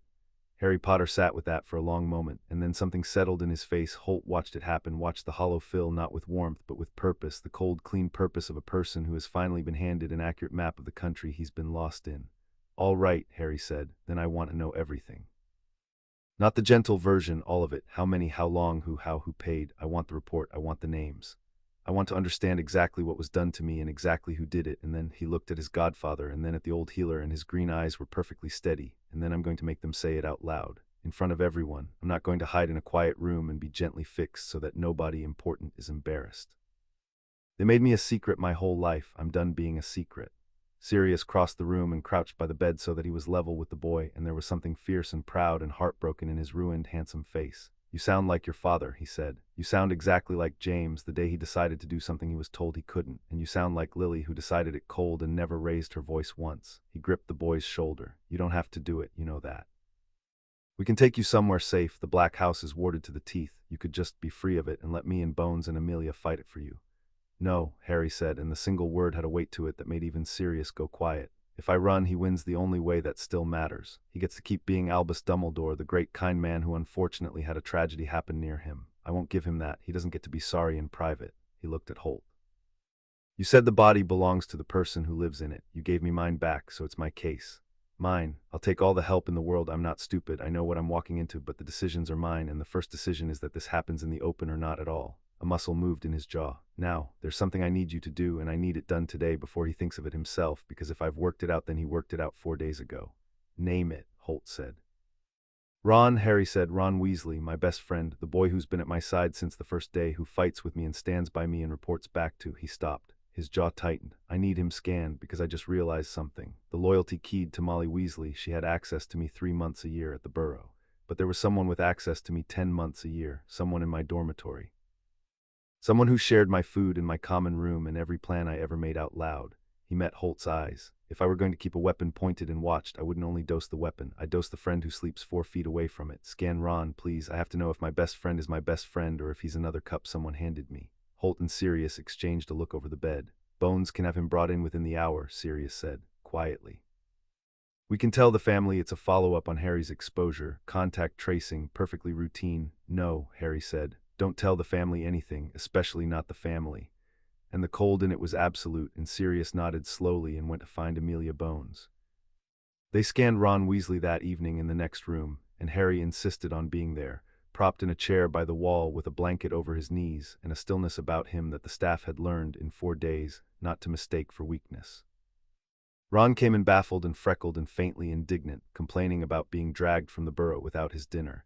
And then he saw Harry, pale and thin in the chair, and the indignation fell off him at once, because whatever had been done to Ron Weasley, the friendship under it was real enough to make him cross the room and say, "Blimey, mate, what happened to you? You look like death," in a voice with nothing in it but worry. Harry looked at him for a long moment and said only, "Let the healer do the scan, Ron. Then I'll tell you everything, I promise, everything." Holt set the probe to Ron's wrist, and it sang. Not the chord Harry's blood had sung, nothing like 31, but it sang, and Holt counted flat and even, and the count came to 4. A loyalty draft keyed to Dumbledore, light maintenance doses. A second keyed to Molly Weasley, his own mother, stronger, and Holt watched the boy's freckled face go slack with a confusion that was almost worse than Harry's had been, because Harry's poisoner had been a great distant man and Ron's had been the woman who packed his lunch. And under those, a compulsion, not loyalty. An attention compulsion, subtle and specific. Stay close to Harry Potter. Watch. And a fourth threaded through it, the ugliest of the four, a low simmer of manufactured resentment, a draft tuned to make the boy feel always just slightly less than the friend he was bound to, just envious enough to be steerable, so that if he were ever needed to step back, to sulk, to abandon Harry at a useful moment, the crack would already be there, pre-built, waiting. 4, Holt said. Loyalty to Dumbledore, loyalty to your mother, a compulsion to stay near Harry and watch him. And he hesitated and then gave the boy the truth, because the boy deserved it as much as Harry had, a draft designed to make you jealous of him, deliberately, so that you could be turned against him if you were ever needed to be. Ron Weasley sat very still. Then he said in a voice gone thick, I've felt that, the jealous thing, I've hated it. I've hated myself for it. Every time something good happened to him, there'd be this hot, horrible thing in my chest, and I'd think, what's wrong with you? He's your best mate, and I could never make it stop. I thought I was just, his voice cracked, I thought I was just a bad friend. A small, jealous, rotten friend who couldn't be happy for the one person who he stopped. He looked at Harry. Someone put that in me, my own mum put, to make me a bad friend to you, on purpose. Yeah, Harry said softly from his chair. Welcome to the club, mate. And then Ron Weasley did the thing that decided, in Holt's private opinion, the entire moral weight of the case, because it was the thing no potion could have faked and no potion had ever allowed. He crossed the room and he knelt down by Harry's chair and he said, take it out, whatever it is, all four. Take it out right now, I don't care if it hurts, I don't want to be a single thing they made me. I want to be your actual friend, the real one, the one I'd have been if they'd left me alone. And he was crying openly, the way 15-year-old boys are taught their whole lives not to, and Harry reached out and gripped the back of his neck the way brothers do, and the two of them held on while Holt readied the antidotes, and for the first time in 4 days the room held something other than cold. The purge of Ronald Weasley took one evening, the doses being light, and when it was done he sat blinking in the lamplight like a man who'd had a ringing in his ears so long he'd forgotten it was there until it stopped. It's quiet, he kept saying.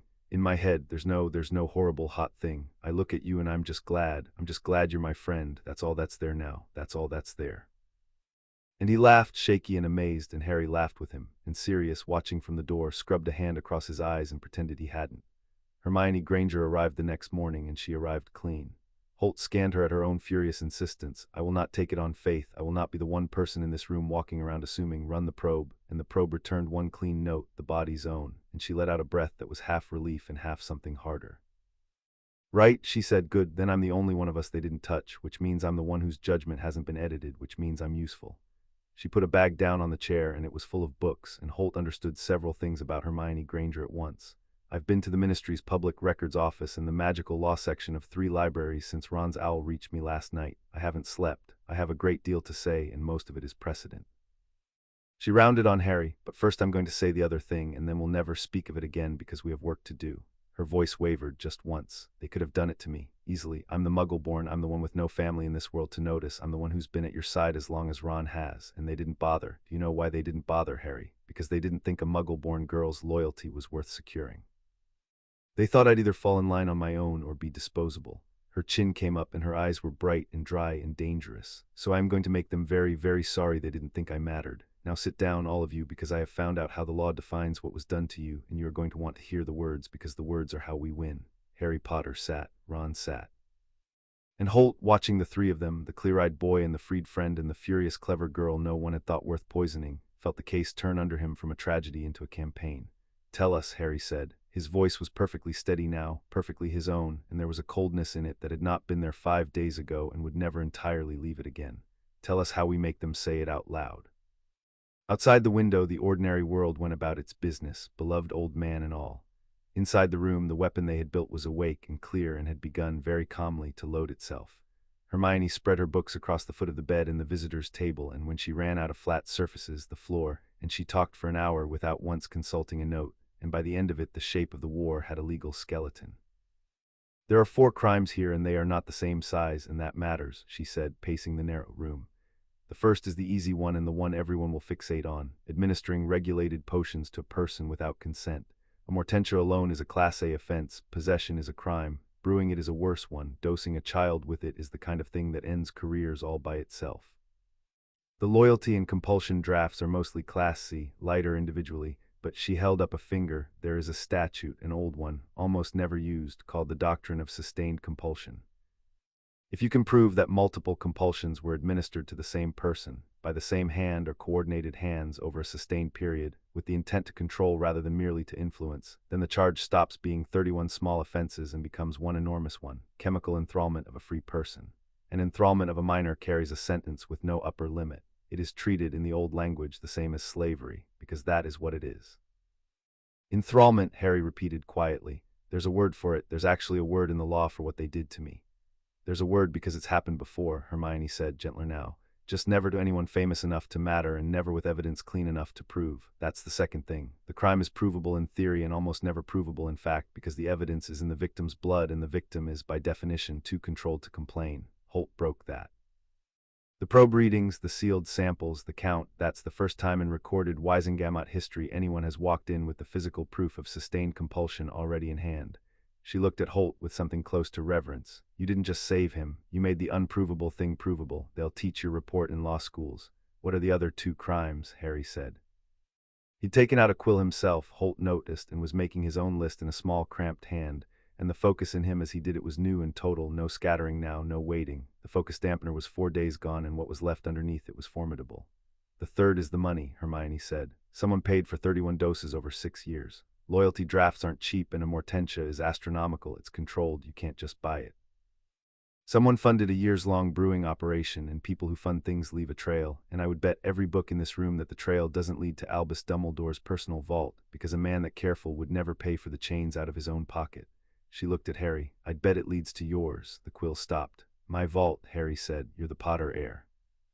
Your parents left you a fortune and a name, and crucially, you've been a minor with no real guardian managing it. No real guardian, because the one with the legal claim, Lord Black, was in Azkaban, and the one who asserted the claim in ink. Hermione spread her hands. If Dumbledore has been acting as your financial guardian on the strength of that same fake letter, then he's had access to the Potter accounts for years. And if he's been paying for your own enthrallment out of your own inheritance, then it isn't only enthrallment, it's theft. Line theft, if any of it went to enrich anyone else. And theft is the charge that frightens the Wizengamot, Harry, because half that chamber are old families terrified of exactly that, of a trusted man with his hand in a vault that isn't his. They'll forgive cruelty to a child faster than they'll forgive a breach of the vaults. It's ugly, but it's true, and we are going to use it. Gringotts Sirius said from the window, we need a full audit, inheritance test, account history, every withdrawal and authorization for 15 years, and the goblins already like us this week. Tomorrow, Harry said, writing again. What's the fourth? The fourth is the one that wins or loses everything before we even start, Hermione said, and she stopped pacing. The guardianship, right now, legally, Albus Dumbledore is your magical guardian. It's a fraud, there's no Wizengamot order, Madame Bones found that already, but it's a fraud that stood unchallenged for 15 years, and an unchallenged fraud has weight. While he is your guardian, he is standing over you. He can speak for you. He can make medical decisions for you, custodial decisions, even in the oldest reading of the law, decisions about your testimony, because a minor's word in court can be spoken through a guardian. Do you see what that means? She looked around the room. If we walk into the Wizengamot with Albus Dumbledore still on the books as Harry's guardian, then the most powerful man in Britain will be standing there with a legal claim to speak for his own victim. He could move to have Harry declared too unwell to testify. He could move to manage the case in the child's best interests. He could, in the worst case, simply consent on Harry's behalf to a quiet private settlement and make the whole thing vanish, and it would be legal, because the law would still call him the boy's guardian. The room was silent. So before anything else, Hermione said, before the trial, before the charges, we void the guardianship. We get it struck. We establish Lord Black as guardian, which he should always have been, or better, we petition for Harry's emancipation so that no one can ever speak for him again. That's the first battle, and it has to be won first, because everything else depends on Harry being a person the law lets speak for himself. Harry set down the quill. Emancipation, he said. I want that one, not Sirius as guardian, no offense, Sirius. None taken, pup, I'd want it too. I want no guardian. I want the law to say Harry Potter speaks for Harry Potter and no one else ever does again, for any reason ever. He looked at Hermione. Can we get it? There's precedent, she said. Emancipation of a minor on grounds of guardian malfeasance. It's rare, but it exists, and your case is the strongest grounds anyone has ever brought. Your guardian didn't merely fail you, he's the accused. No court could in conscience leave you under the control of the man you're accusing. We can get it. We have to get it first. She allowed herself, for the first time all morning, a thin, grim smile. And there's a poetry to it that I think you'll appreciate. The very first thing we do, the opening move of the whole case, is take away his right to speak for you. We unkey you legally before we ever set foot in the chamber. We make you a free man in the eyes of the law, and then we let the free man do the rest. Do it, Harry said. They worked through the afternoon. Holt watched it happen, watched a poisoned, hollowed boy and a furious clean girl and a freed friend and a wrongly imprisoned godfather build, on the foot of a hospital bed, the architecture of a reckoning. and he thought that whoever had decided Hermione Granger's loyalty wasn't worth securing had made the single most expensive mistake of the entire scheme. It was Ron who raised the thing no one else would. He'd been quiet a long time, turning his own purged stillness over, and finally he said to his hands, "My family." He looked up. "Not Mum. I know about Mum. I have started to know about Mum, and I can't even think about it yet, so I'm not going to. But the others, Dad, the twins, Bill, Charlie, Percy, Ginny." His voice caught on the last name. "When this comes out, and you're saying it's going to come out in front of the whole world, they're all going to be Weasleys whose mother enthralled the boy who lived. Dad didn't do anything. Dad's the most honest man alive. He'd never, and the twins would sooner die than, and they're going to wear it anyway. Every one of them. The whole family and the prophet, forever." He swallowed. "I'm not saying don't. I'm saying I need to know that it'll be only the ones who actually did it, not all of us." Not Dad, and here Holt thought was the test of whether the boy in the bed had come back as a person or as a weapon, because a weapon would have said the family was acceptable collateral and a person would not.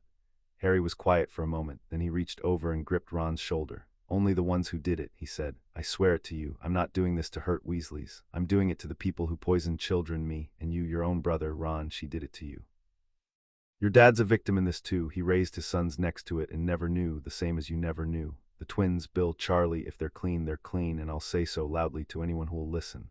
I'll stand up in the Wizengamot and say Arthur Weasley is a good man if it's the last thing I do there." His jaw tightened. "But I won't lie about who did it to make it gentler. Your mother brewed me a home and brewed you a grudge, and that has to be said out loud by me, because if I don't say it, then it stays a thing that happened in cups in a warm kitchen and nobody ever has to look at it. I'm sorry, I know what it costs you. I'm asking you to let me do it anyway." Ron looked at him for a long moment, then he nodded once and said roughly, "Yeah, okay, only the ones who did it." And then, quieter, "Scan Ginny, before anyone says a word to her. If Mum did it to me, Ginny was easier to reach than I ever was, I have to know." "We'll scan her," Harry said. "And Ron, listen to me, the love draft keyed to her. That doesn't mean she dosed me. A draft keyed to a person can be administered by anyone. Your mother could have keyed it to Ginny and put it in my cup herself 100 times, and Ginny never need have known. I'm not going to hate your sister for a contour in my blood. I'm going to find out the truth, and if she's a victim too, then she's a victim too, and she gets the same as you got, the truth and the antidote in her own mind back. That's the whole point. That's the only thing that makes us different from him. We give people back the choosing, even her, especially her." It was, Holt thought, the most adult thing he had heard the boy say, and it cost the boy something to say it, and he said it anyway, and that was the moment Holt stopped privately worrying about what they were unleashing on the world. Amelia Bones arrived at dusk with a face like a coming storm and a copy of the next morning's Daily Prophet, obtained early, the way the head of the DMLE could obtain things. She put it on the bed without a word. The headline ran across the top in the paper's largest type, above a photograph of Albus Dumbledore looking nobly burdened beneath a starred hat. "Dumbledore, my grief for Harry. Chief Warlock reveals Potter boy gravely ill, calls for calm, privacy and trust as wild RUMOURS swirl. He's gone first," Bones said grimly. "He's not waiting for us, he's framing it. By tomorrow morning all of Britain will know that poor Harry Potter is gravely ill with something mysterious, and that the great Albus Dumbledore is heartbroken and asking everyone in his wisdom to be calm and trust him and not to listen to wild rumors." She tapped the page. "Which means that when we surface the truth, we won't be revealing it. We'll be the wild rumors. We'll be the cruel people upsetting a grieving old man and exploiting a sick child. He's inoculated the whole country against us in a single morning, and he did it sounding like a saint, and the worst part," she looked at Harry, "is that he probably believes it. He probably does grieve. He grieves and he poisons, and to him they're the same act of love. That's the man we're walking toward." Harry Potter picked up the newspaper. He looked at the photograph of the kind old face for a long moment, the face he had trusted with his whole heart 5 days ago because someone had put the trust there in a cup. And when he set the paper down, his own face had gone to the cold, clear flatness Holt had first seen on the 4th day, the look of the weapon awake and aimed at last in the direction of its own choosing. "Good," Harry said quietly. "Let him be the saint. Let him build it as high as he likes. Saints have further to fall." He looked around the room, at Holt, at Bones, at Sirius, at Hermione, at Ron. "He thinks he's already won the story. He thinks I'm a sick boy in a bed who will be managed. He doesn't know I'm awake. He doesn't know any of you found me, so we let him keep thinking it. We say nothing. We let him pile up every kind word and every public tear, and we build the case in the dark, the way he always built everything. And when it's ready, we walk into the Wizengamot with 31 doses and a goblin audit in my own clear voice, and we let the whole world watch the saint explain himself." He almost smiled, and it was not a nice thing to see on a 15-year-old. "He taught me patience, drop by drop, for 6 years. Let's see how he likes it used on him." Chapter 3 and Chapter 4. The evidence Gringotts did not do things by halves once it had decided to do them at all. Harry walked into the bank on his own 2 feet for the first time in a week, 8 days after the scan, with Sirius on one side and Hermione on the other and an aura trailing at a respectful distance. And the goblin who met them was not Sharpgrist of the bonded vaults but a creature older and harder still, introduced only as Ironclaw senior auditor, who looked at Harry the way a surgeon looks at an interesting tumor, and said without preamble, "Herr Potter, you wish to know what has been done to your house. I have spent 6 days finding out because the moment Sharpgrist told me the ministry had tried to lay hands on bonded evidence, I took a personal interest. Sit. This will take some time and you will want to be sitting." He led them to a chamber of black stone where a single enormous ledger floated open above a basin, its pages turning by themselves, and he began. "First, the inheritance test, since you have never been given one, which is itself a remarkable omission, as every magical heir is entitled to one at 11, and yours was, I see, formally declined on your behalf by your guardian." A drop of Harry's blood on a sheet of goblin parchment, and lines of fire wrote themselves across it. "You are Harry James Potter, sole heir of the House of Potter. You are also, through your paternal grandmother, of the line of Peveril, which is older than this bank, and which carries certain rights I will not trouble you with today. And you are heir presumptive to the House of Black by your godfather's naming should he die without issue." Ironclaw's eyes flicked up. "You are, in short, one of the wealthiest and oldest-blooded young men in Britain, which makes what was done to your accounts not merely theft, it makes it the looting of a house by its own steward." He turned the great pages. "The Potter Trust Vault has been drawn upon, by authorization bearing the asserted guardianship of Albus Dumbledore, in regular sums twice yearly for 6 years. The sums are paid to a single recipient, a licensed apothecary, Mulpeppers of Knockturn Alley, for goods described only as specialist preparations, bespoke." The figures burned on the page. "The amounts are consistent with the cost of brewing 31 doses of the substances Healer Holt's report describes, including the materials for diluted amortentia, which I note are not legally purchasable by any apothecary save under special license. A license Mulpeppers does not hold, which means the ingredients were obtained illegally, which means your money paid for a crime to be committed against you." He let that sit. "You bought your own chains, Herr Potter, to the nut." "I can show the court every payment." Harry's face did not move. "Show them everything," he said quietly. "What else?" "This." Ironclaw turned to a page sealed with wax and broke it and drew out a single folded parchment and laid it before Harry, and even the goblin's flat voice took on an edge. "A betrothal contract, filed with this bank 3 years ago, as such contracts must be when they convey property. It binds the House of Potter to a marriage, upon your majority, between yourself and one Ginevra Molly Weasley. It is signed by 2 parties on your side, your asserted guardian Albus Dumbledore, and as a witness to the suitability of the match, Molly Weasley. It conveys, upon the marriage, a dowry." His clawed finger moved down the page. "Save that the dowry runs the wrong way. In a normal contract, the bride's family pays into the husband's house. In this one, a settlement for the bride's family moves a substantial portion of the Potter fortune out of your vault and into a Weasley account upon betrothal, not marriage, betrothal, payable in installments that began 3 years ago and have been paid twice yearly ever since." Ironclaw looked up. "Your guardian signed away your fortune in marriage to a girl chosen for you, and arranged for the money to start flowing to her mother before you were even old enough to consent, and keyed a love draft into you to make sure that by the time you were old enough you'd want exactly what had already been bought. That, Herr Potter, is line theft.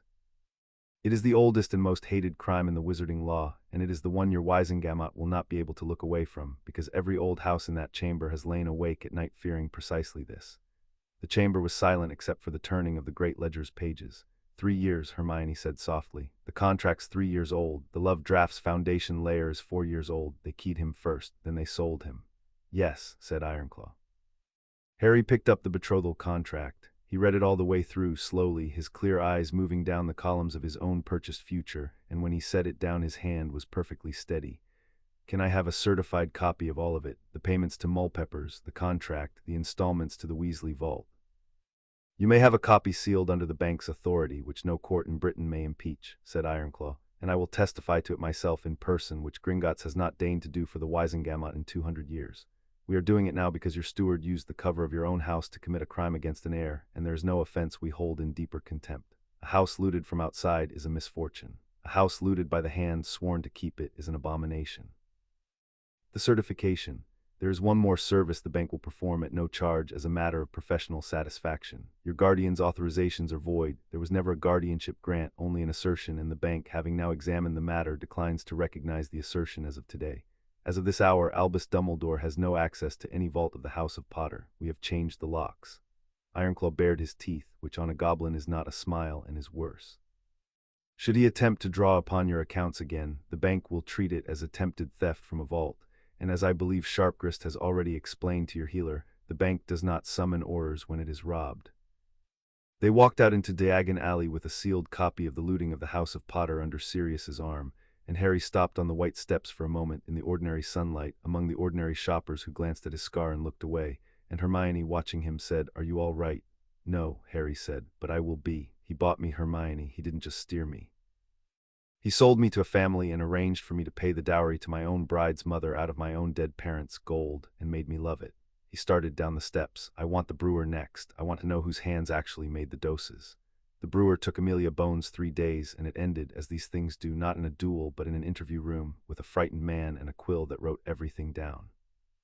His name was Cosgrove Mulpepper, proprietor of Mulpeppers, and he was caught the simple way. The moment the Potter payments stopped, the moment Gringotts changed the locks, Mulpepper's books showed a hole, and a man who has been receiving a large secret payment twice yearly for 6 years notices very quickly when it stops, and a frightened man makes mistakes. Bones's orders found in the back room behind a disillusioned door, a brewing setup capable of exactly the work Holt's report described, and ingredient ledgers that no honest apothecary could explain, and Cosgrove Mulpepper folded within the hour because he was a brewer, not a soldier, and he had always known in the back of his mind that this day would come. "I didn't dose anyone," he kept saying. In the interview, Bones let Harry watch through a one-way charm. "I want that on the record. I brewed to order and I sold the doses, and I never once put a drop in a cup. I never even saw the boy. I got the order, I got the key." "Who gave you the order?" Bones said. "Who gave you the key resonances to brew against? Be precise. Your sentence depends on your precision." And Cosgrove Mulpepper, sweating, gave her the precision. 2 of them, always the same 2. A woman's small, red hair came in by the back, always cash, always polite. She brought me the locks of hair to key the loyalty drafts, and they're in the girl's. For the loved one, she brought a lock of a girl's hair and a lock of the boy's. Said it was for a family blessing, and I'm not a fool. I knew what it was. He wiped his face. And a man, old. Long beard, but he came hooded. He was careful. He never said his name, but the first time he paid with, he had an authorization, a withdrawal note for the Potter Trust, and the name on the note as guardian was Albus Dumbledore, and I thought, well, if the Chief Warlock's the guardian and the Chief Warlock's signing for it, then it must be legal, mustn't it? It must be some kind of treatment. Did he say it was treatment? He said, Mulpepper whispered, he said it was for the greater good. Every time, he'd hand me the note and he'd say, "This is for the greater good, Mr. Mulpepper," and he'd look at me, and I'd believe him. You don't understand. When he looked at you, you believed him. It felt true. He put his head in his hands. It felt true right up until your orders showed me the boy's blood report this morning. 31, I brewed 31. I knew the number before I let myself know it. God forgive me, I knew. Behind the charm, Harry watched the man weep, and felt nothing he could name, and said only to Bones when she came out, "He testifies. He's a coward, but he's an honest coward now, and a jury believes a weeping apothecary more than they'll believe me. Keep him alive and keep him talking, and make sure Dumbledore can't reach him.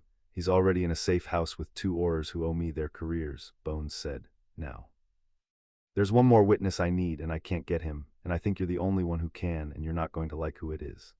She told him, and Harry's jaw tightened, and he said, "Snape." The interview with Severus Snape took place in Holt's office at St. Mungo's on neutral ground, because Snape would not come to the ministry and Harry would not go to Hogwarts, and the 2 of them sat across a desk and looked at each other with an old loathing that had, Holt noted, gone strangely complicated. "I am told," Snape said before Harry could speak, in a voice like a closing door, "that you require my professional services. I am told that there exist in your blood the residues of a number of potions, and that some of them bear a brewing signature that an expert might recognize, and that you wish me to be that expert." His black eyes were unreadable. "I am also told, and this is the part that interests me, Potter, that 2 of those doses, the calming drafts administered to you in your 4th and 5th years through the Hogwarts infirmary, bear my signature, because I brewed them, on the headmaster's instruction, for the stated purpose of treating a traumatized student's nightmares." A muscle moved in his cheek. "I brewed calming drafts for a boy I was told could not sleep. That is what I was told they were. I have brewed them every term for a decade for any number of students. And I have just learned from the head of the DMLE that mine were layered into a regimen of enthrallment, that my honest brewing was used as a component in the chemical imprisonment of a child, and that my name is in the boy's blood." He went very still. "I have hated a great many things in my life, Potter, and most of them I chose to hate. I did not choose this. I was made a hand in it without my knowledge. Do you understand what that means to a master of my craft, my signature on a crime I did not know I was committing? He used my skill against a child and against my own name, and he did it gently, and he would do it again tomorrow and call it the greater good." Harry was quiet a moment. Whatever he'd expected, it had not been this. "So you'll testify," he said. I will testify, Snape said, to exactly what I brewed, to exactly what I was told, and to exactly what my signature means when an expert reads it, which is the difference between a calming draught and a component of enthrallment, a difference only a handful of people alive can articulate to a court, and I am the best of them. I will not testify to liking you. I will not testify to anything I cannot prove.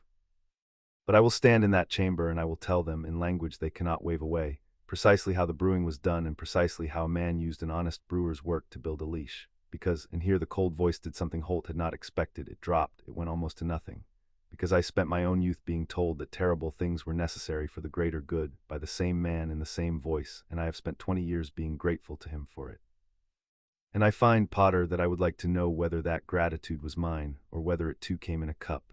He stood. Have the healer scan me. I should like to know what is in my own blood before I swear to what is in yours.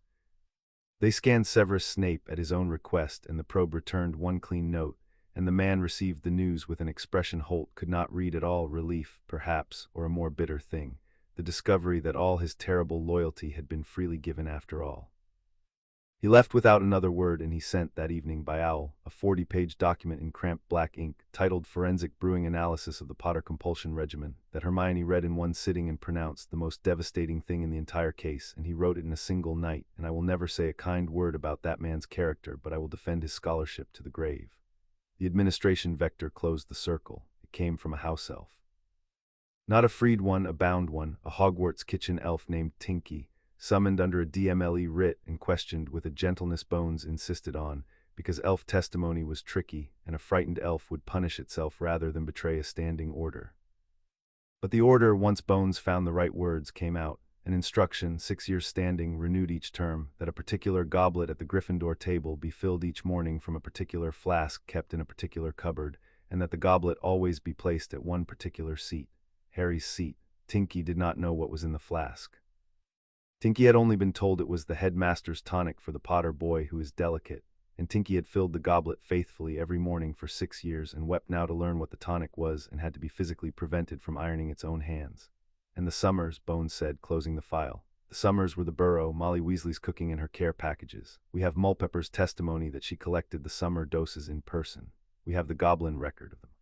We have the elf for the school terms and the apothecary for the brewing and Snape for the analysis and Holt for the count. Harry, she looked at him, it's complete, every link. The brewer, the buyers, the money, the delivery, the keys, the count, and the one signature that ties it together, because every payment to Mulpepper S was authorized under the asserted guardianship of Albus Dumbledore, and he said the words to the brewer's face, and the brewer will swear to it. She closed the file. I have never built a case this complete, not in 20 years. Then why, said Sirius, who had been quiet, do you look like you're about to tell us something bad? Because he's noticed, Bones said. He's not a fool, he's the opposite of a fool, and a man doesn't keep a leash on someone for 6 years without watching it closely. The vault locks changed. The Mungo samples vanished behind Goblin Bond. Mulpepper's payments stopped, and now Mulpepper's gone quiet. A Hogwarts elf was summoned by my office. He's a spider, Harry, and you've been plucking his web for 2 weeks, and a spider feels every strand. She set down a fresh parchment, stamped with the seal of the Chief Warlock's office. This came an hour ago. He's made his move. He's filed, in his capacity as the boy's guardian, an emergency petition with the Wizengamot to take custody of Harry Potter as a gravely ill minor, to have all medical records and related materials in the Potter matter sealed under the statute of secrecy as a threat to public order, and to have the boy examined by healers of the Chief Warlock's choosing to determine his fitness to make decisions on his own behalf. She looked up. He's trying to take you back, declare you unwell, and seal the evidence all in one motion, all of it sounding like the tender concern of a worried grandfather. And he's filed it as Chief Warlock in his own court, where for 50 years his motions have passed without a vote.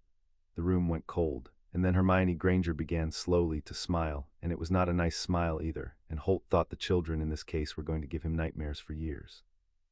He's filed as Harry's guardian, she said. He's staked the whole motion on being Harry's guardian. The custody, the fitness exam, the sealing, every line of it depends on him having standing to act for Harry. She looked around the room. We filed Harry's emancipation petition with Madame Marchbanks's office 4 days ago on grounds of guardian malfeasance. It's scheduled. It's first on the docket, don't you see? Before the Wizengamot can hear his motion to take Harry back, they have to rule on whether he's Harry's guardian at all, and the moment they hear 1 minute of why we say he isn't, his whole motion turns to ash, because you cannot grant a man custody of the child he's accused of enslaving. Her eyes were bright. He's just filed a petition that forces the Wizengamot to examine his guardianship in open session. He's done our opening move for us, and he's done it in his own court, in his own name, under his own seal, because he's so used to his motions passing without a fight that it didn't occur to him to be afraid. Amelia Bones looked at the girl for a long moment, then she looked at Harry. She's right, she said slowly. He's overreached, 50 years of no one ever resisting him, and he's filed the one motion that opens the only door we needed opened. The emancipation hearing was going to be a quiet procedural thing we'd have to fight to get heard. Now he's chained it to the front of his own custody petition. It'll be heard first in full chamber with the whole Wizengamot watching because he put it there. She drew a slow breath. Grisel de Marchbanks will preside. He has to recuse as chief warlock the moment his own conduct is at issue, and she's the senior elder, and she has wanted to take him down a peg since before you were born.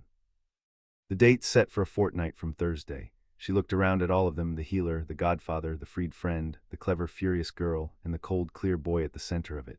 2 weeks. In 2 weeks we walk into the Wizengamot, and the first words spoken will be about whether Albus Dumbledore has any right at all to call himself this child's guardian. And we are going to spend those 2 weeks making certain that when the question is asked, the answer is standing right there in the chamber, in sealed vials and goblin ledgers and a weeping apothecary and a boy with his own clear voice back, where 50 years of reputation can't talk it away. There's one thing left, Harry said. He'd been quiet through all of it, and they turned to him. Ginny, we said we'd scan her. We have to do it before the hearing because I will not stand up in that chamber and let them imply she was a willing party if she wasn't, and I will not let her family find out what happened to her from the prophet.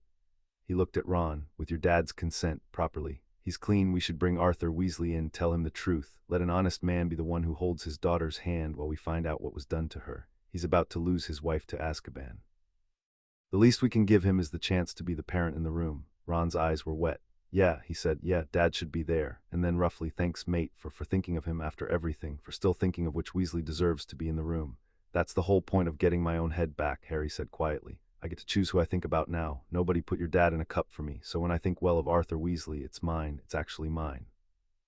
He stood and gathered the sealed copies of his own looted house under his arm, and for a moment in the lamplight he looked less like a weapon and more like what he was, a boy who had decided, all on his own, to be fair to people who had every reason to expect cruelty, because fairness was the one thing no one had ever let him choose before. 2 weeks, he said. Let's go to court. They scanned Ginny Weasley 3 days later, and Arthur Weasley held her hand while they did it, and it was the worst hour of the whole case. Bones had brought Arthur in the night before and told him everything, alone, in a quiet room, the way you tell a man his life has a hidden floor. Holt had not been present for that, but he saw Arthur Weasley afterward, and the tall, kind, stooping man had aged 10 years in an evening, and he came to the scan with the particular composure of a person holding himself together by main strength because his children needed him too. He had not, Holt understood, gone home. He had not been able to look at his wife. He had sat up all night in a ministry chair with the truth and decided what kind of father he was going to be in the morning, and he had decided, and the decision was costing him everything, and he paid it without complaint. Whatever you find, Arthur said to Holt before they began, she's a child, my child, she's 14. Whatever was done to her, she didn't choose it any more than Harry did, and I won't have her treated as anything but what she is, which is my little girl who's someone who her own. His voice failed. He started again. Find out what was done to her, then take it out. That's all I ask. The probe sang for Ginny Weasley, and the count came to 5. A loyalty draft keyed to her mother, old and deep, the foundation under everything.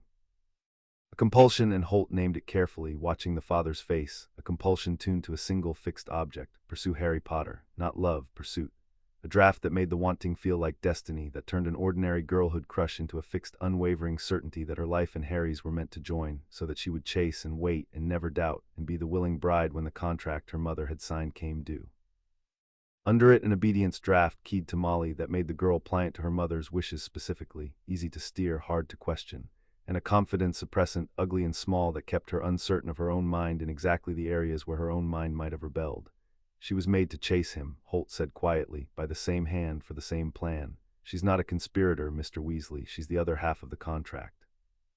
They keyed a love draft into Harry to make him want her, and they keyed a pursuit compulsion into her to make her want him, and they arranged the money and the marriage and let the 2 children believe, their whole adolescence, that they were falling into a destiny. It was symmetrical. They did it to both of them. Arthur Weasley made a sound Holt had heard before only in the war and bowed his head over his daughter's hand, and Ginny, 14, freckled, pale, who had been told only that there was something in her blood and that her father wanted to be here, looked between the adults with dawning horror and said in a small voice, I really like him though. I've liked him for years. That's real. That's mine. Tell me that's mine.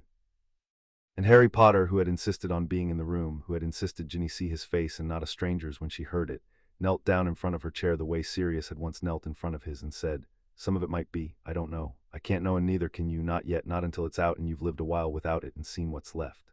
That's the rotten part, Ginny, that's the part I hate most about what they did to me, the not knowing which feelings are mine. But here's what I do know," he held her gaze. "I'm not angry at you, you didn't do anything to me. You were a little kid who got handed a destiny in a cup, same as I was, and the people who did it counted on us never finding out, and we found out, and now you get the same thing I got. You get it taken out, you get your own head back. And then whatever you feel about me or don't feel, it'll be actually yours for the first time, and I'll respect it either way completely forever, because that's the only thing in this whole mess that's worth anything. The choosing, you're going to get yours back, I promise." Ginny Weasley cried then, and so did her father, and Harry stayed kneeling in front of her until she'd finished. And Holt thought that of all the evidence he would carry into the Wizengamot, this, the boy on his knees giving his own poisoner's daughter her choosing back, was the piece he would have shown them if it had been admissible, because it was the whole case in one image. Not revenge, never revenge, but the simple, unbearable decency of giving people back to themselves. They purged Ginny that evening. When it was done, she sat quiet a long time, and then she said wonderingly, "It's so much quieter. I thought about him just now, and it was just a normal amount, like a normal girl thinking about a boy she might fancy. Not like a current pulling me. It was just a thought, and I could put it down." She looked at Harry, almost shy. "I don't know what I feel yet about anything. It all has to grow back." "Take your time," Harry said. "Take years. There's no contract anymore. Gringotts voided it the day they changed the locks. There's nothing you have to be. That's the point." Arthur Weasley walked Harry out afterward, and in the corridor he stopped, and he gripped the boy's hand in both of his, and he said thickly, "Whatever happens in that court, whatever I have to watch them say about my wife, and I'll have to watch it, I know that I'm going to sit there and hear the mother of my children called what she's going to be called, and I'll deserve to for never seeing it. Whatever happens, Harry, I want you to know that what you just did for my Ginny, when you had every right in the world to hate her, is the kind of thing James and Lily would have." He couldn't finish. He pressed Harry's hand once more and let it go. "Arthur Weasley is on your side," he said. "For whatever a ruined man's word is worth, I'm on the side of the boy who gave my daughter back her own mind." "It's worth a lot," Harry said quietly. "An honest man in that chamber is worth more than you know. And Arthur," he caught the man's sleeve, "you're not ruined. You're the father who sat up all night and chose the truth and held your daughter's hand. Your kids are going to remember which parent did that. All of them will. The last 2 weeks were drill. Hermione ran it like a campaign, because she was Hermione, and the foot of the hospital bed had become a war room papered with timelines and witness orders, and in her cramped hand, every objection Dumbledore's defense might raise and the answer to each. She drilled Harry mercilessly.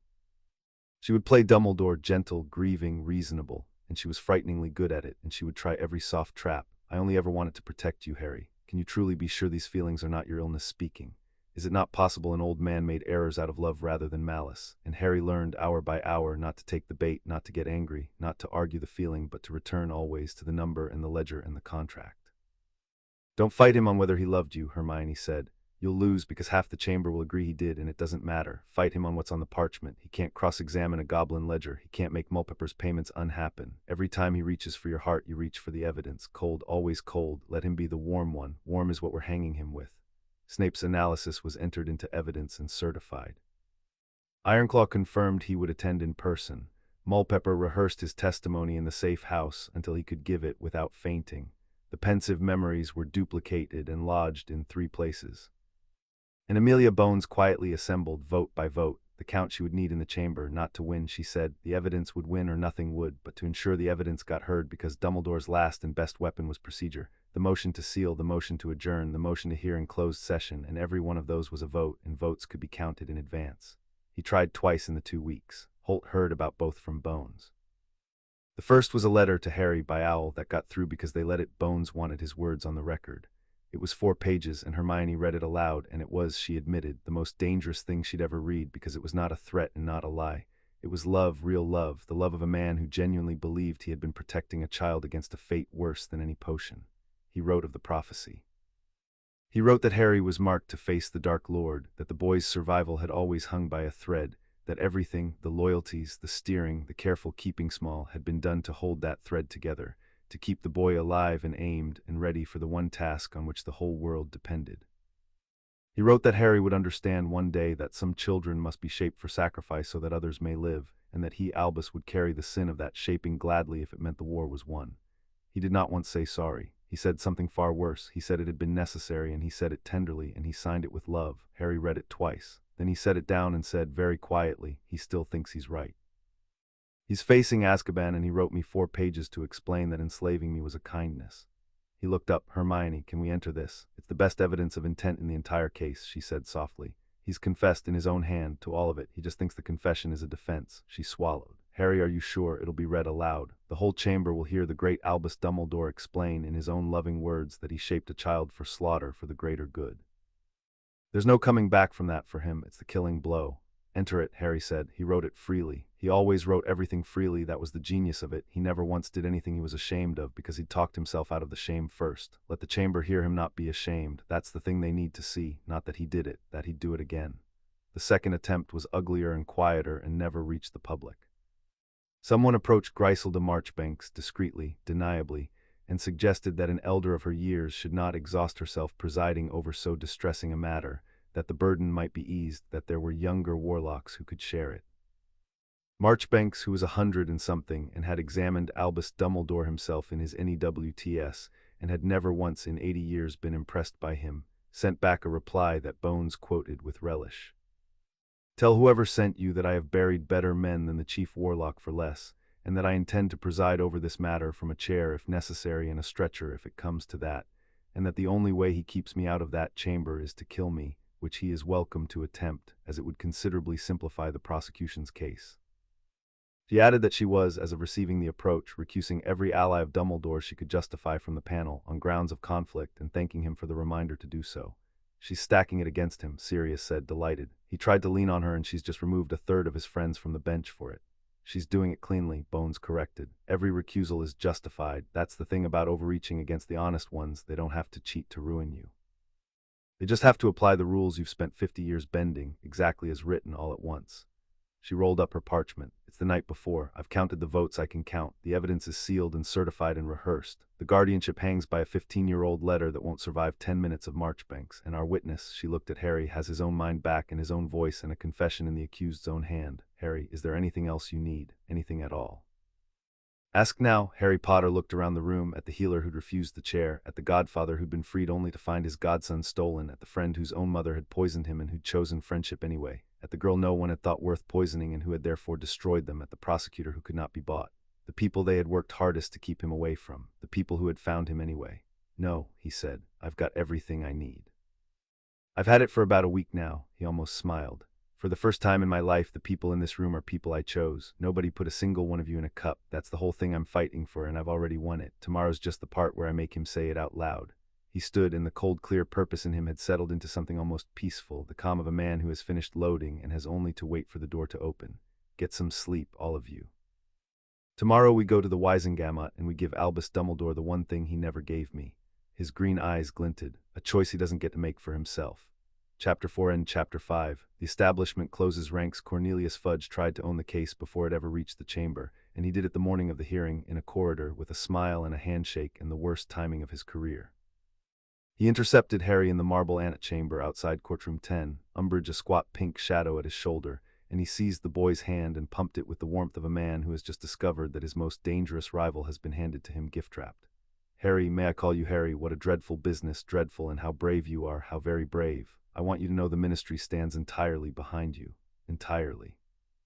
Albus Dumbledore has overreached at last, and the people deserve to know it, and I intend to see that they do. He leaned in, confiding. Of course, a matter this delicate wants careful handling, ministry handling.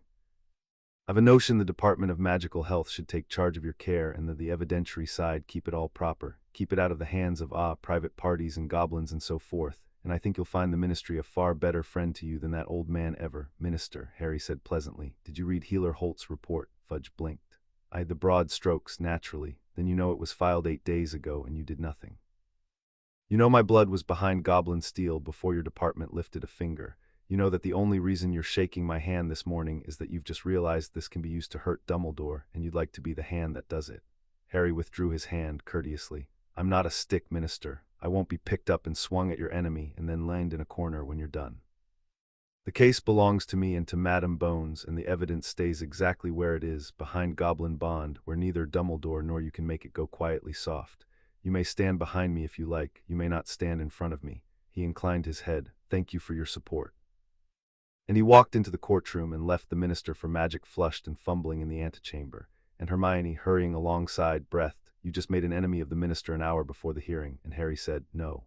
I made an enemy of a man who was going to be my enemy the second I stopped being useful. Better to know now. And he'll still vote against Dumbledore. He can't help himself. He'll just do it for his own reasons instead of pretending they're mine." Hermione looked at him sideways and said nothing, and kept to herself the thought that the boy had become a better tactician than half the people in the building. The prophet had already gone to war. Molly Weasley had reached it first, of course, a grieving mother, a devoted family, a sweet motherly woman whose only crime, she wept to a sympathetic correspondent, was loving the orphan boy too much, and who now found herself accused of monstrous things by people who wished to tear down good Albus Dumbledore and didn't care who they trampled. The story ran with a photograph of the burrow looking warm and crooked and harmless, and a second of Molly herself, plump and tearful in a worn cardigan, and it was, Holt admitted, devastatingly well done. "Which hunt at the burrow?" the headline asked. "A family destroyed by rumor and revenge." She had cast herself as the victim, and a great many readers who knew nothing of goblin ledgers believed her, because she looked exactly like everyone's idea of a kind mother, which was the entire reason the scheme had worked for 6 years in the first place. "Let her have the morning paper," Bones said grimly, folding it. "We have the afternoon's evidence. By tonight the contrast will do our work for us." A weeping mother in a cardigan is very moving until the chamber learns she collected the love potion doses in person and signed the contract that sold the boy. The prophet can print sympathy. It can't unprint a goblin's certified ledger. Hold your nerve. Courtroom 10 was full to the rafters. The Wizengamot sat in their plum robes in tears around the sunken floor, and the public gallery above was packed, and the press box bristled with quills, and in the center of it all in the high seat sat not Albus Dumbledore but Griselda Marchbanks, tiny, ancient, waddled, her eyes like 2 black beads of absolute attention, the chief warlock's gavel small and heavy in her spotted hand. Dumbledore himself sat below among the ordinary members, having recused himself from the chair the instant his own conduct came before the court, and he sat there grave and gentle and luminous with sorrow, and the gallery's sympathy bent toward him like grass in a wind, and Holt watched it bend and thought, "There it is. That's the thing we have to break, not the man, the bending." Marchbanks brought down the gavel and the chamber stilled, and her voice, when it came, was thin and dry and carried into every corner like a struck wire. "We are convened," she said, "upon a motion filed by Albus Dumbledore in his asserted capacity as magical guardian of the minor Harry James Potter, seeking custody of the said minor, the sealing of certain records, and an examination of the said minor's fitness to act on his own behalf." She peered down over her spectacles. "Before this court may entertain any part of that motion, it must first determine the matter on which the entire motion rests, namely, whether Albus Dumbledore is in law the guardian of Harry Potter at all. For if he is not, he has no standing to bring the motion, and the motion fails entire. We will therefore hear first the question of guardianship, which is conjoined with the minor's own petition for emancipation. Madam Bones, you may open." And Amelia Bones rose, and she did not make a speech, because she had learned long ago that the Wizengamot distrusted eloquence and trusted documents, and she simply began flatly to lay the documents down. "The Crown's position is brief, and it is built entirely on the Ministry's own records, which the court may verify this instant." She held up a single sheet. "Exhibit 1, the complete file of Wizengamot guardianship grants for the relevant 15 years. The court's own archivist has certified it complete. I invite any member to find within it a grant of guardianship over Harry Potter to Albus Dumbledore or to anyone. There is none, there has never been one." She set it down. "Exhibit 2, the document upon which the asserted guardianship has rested for 15 years. She held up a yellowed letter. "A letter from Albus Dumbledore to the Ministry, asserting that he would oversee the boy's affairs, unanswered, unratified. Never brought before this court for grant. It is in law a man writing 'I shall be guardian' and no one ever asking him by what right." She set it down. "The Crown submits that there is no guardianship, that there never was, that the matter has stood only because no one thought to question the word of Albus Dumbledore, and that the moment it is questioned it collapses because there is nothing underneath it but his name." She looked up at the tears. "And the Crown submits that the rightful guardian was always Sirius Black, named in the will of James Potter, prevented from his duty only by a wrongful imprisonment now overturned, and that the will being valid and Lord Black being free, the guardianship is his by right and has been since his exoneration, no grant required." She sat. "The Crown rests on the records. The records are the Ministry's own. We need say no more." It was, Holt thought, masterful in its plainness. She had given the eloquent man nothing to be eloquent against. There was no emotional claim to answer, no overreach to rebut, only a hole where a document should be, and you cannot outspeak a hole. Dumbledore's counsel rose, a smooth and famous advocate named Tiberius Yaxley Crumb, who had defended half the old families and lost very rarely, and he did the only thing the case left him to do, which was to argue that the letter, unchallenged for 15 years, had acquired the force of established fact, and that to overturn so long settled an arrangement would throw 1,000 quiet guardianships into doubt. And that in any case the question of who was best to care for a gravely ill boy was a question of welfare, not of paperwork, and surely this court would not hand a fragile child to a man freshly out of Azkaban over the wizard who had watched over him for 15 years. "Counsel," said Marchbanks, "is the boy in this courtroom?" Yaxley Crumb faltered. Yes, my lady, but as a minor of questionable fitness he ought properly to be represented by his guard." "His fitness," said Marchbanks, "is precisely what your client's own motion asks this court to examine, and I find I cannot examine a boy's fitness to speak by refusing to let him speak. That would be a circle, counsel, and I am too old for circles." Her black eyes found Harry. "Mr. Potter, you have petitioned this court for your emancipation. The court will hear you in your own voice, and the court will judge your fitness from what it hears, which is the only honest way to judge it. Rise and speak and take your time." Harry Potter rose, the chamber lined in.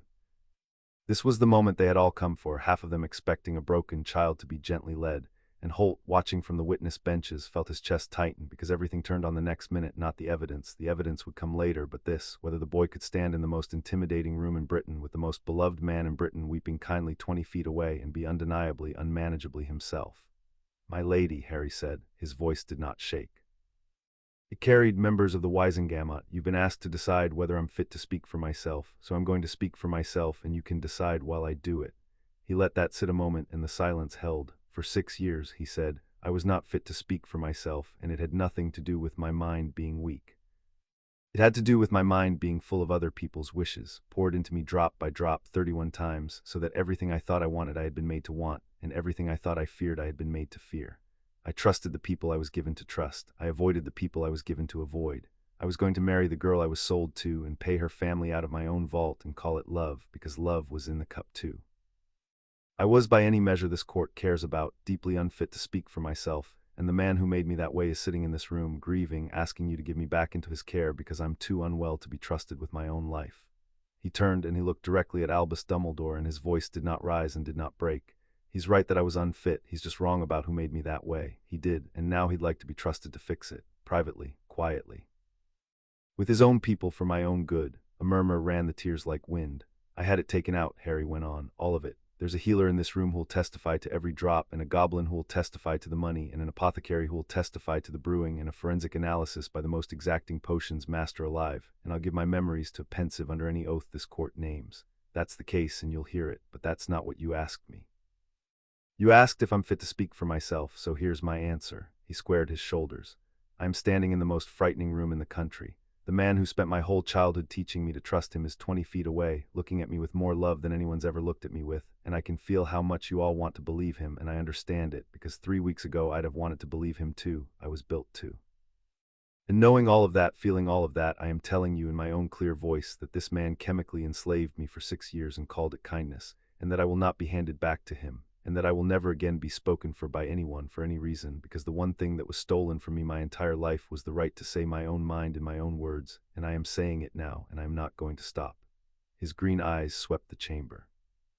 "If a boy who can stand here and say that to this room against that man is unfit to speak for himself, then I don't know what fitness is. Grant the emancipation. Let me be the one person in Britain who finally gets to decide what happens to me. It's the only thing I've ever asked for that someone else didn't ask for first." He sat down. For a moment the chamber was utterly silent.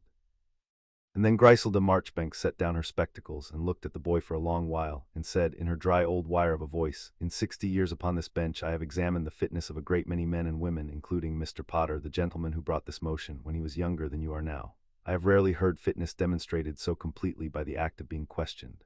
She turned to the tears. "The court finds there is no grant of guardianship, and never was. The court finds the asserted guardianship void ab initio. The court finds the will of James Potter valid and Lord Black the rightful guardian since his exoneration." She paused. "And the court finds the minor Harry James Potter manifestly, abundantly fit to speak for himself, and grants his petition for emancipation, effective this hour. He is, from this moment, a free man in the eyes of the law, beholden to no guardian, answerable for himself, and able to direct his own affairs and his own testimony without let or hindrance from any person whatsoever." The gavel came down like a small clap of doom. Albus Dumbledore's motion, resting wholly upon a guardianship that does not exist, is dismissed in its entirety.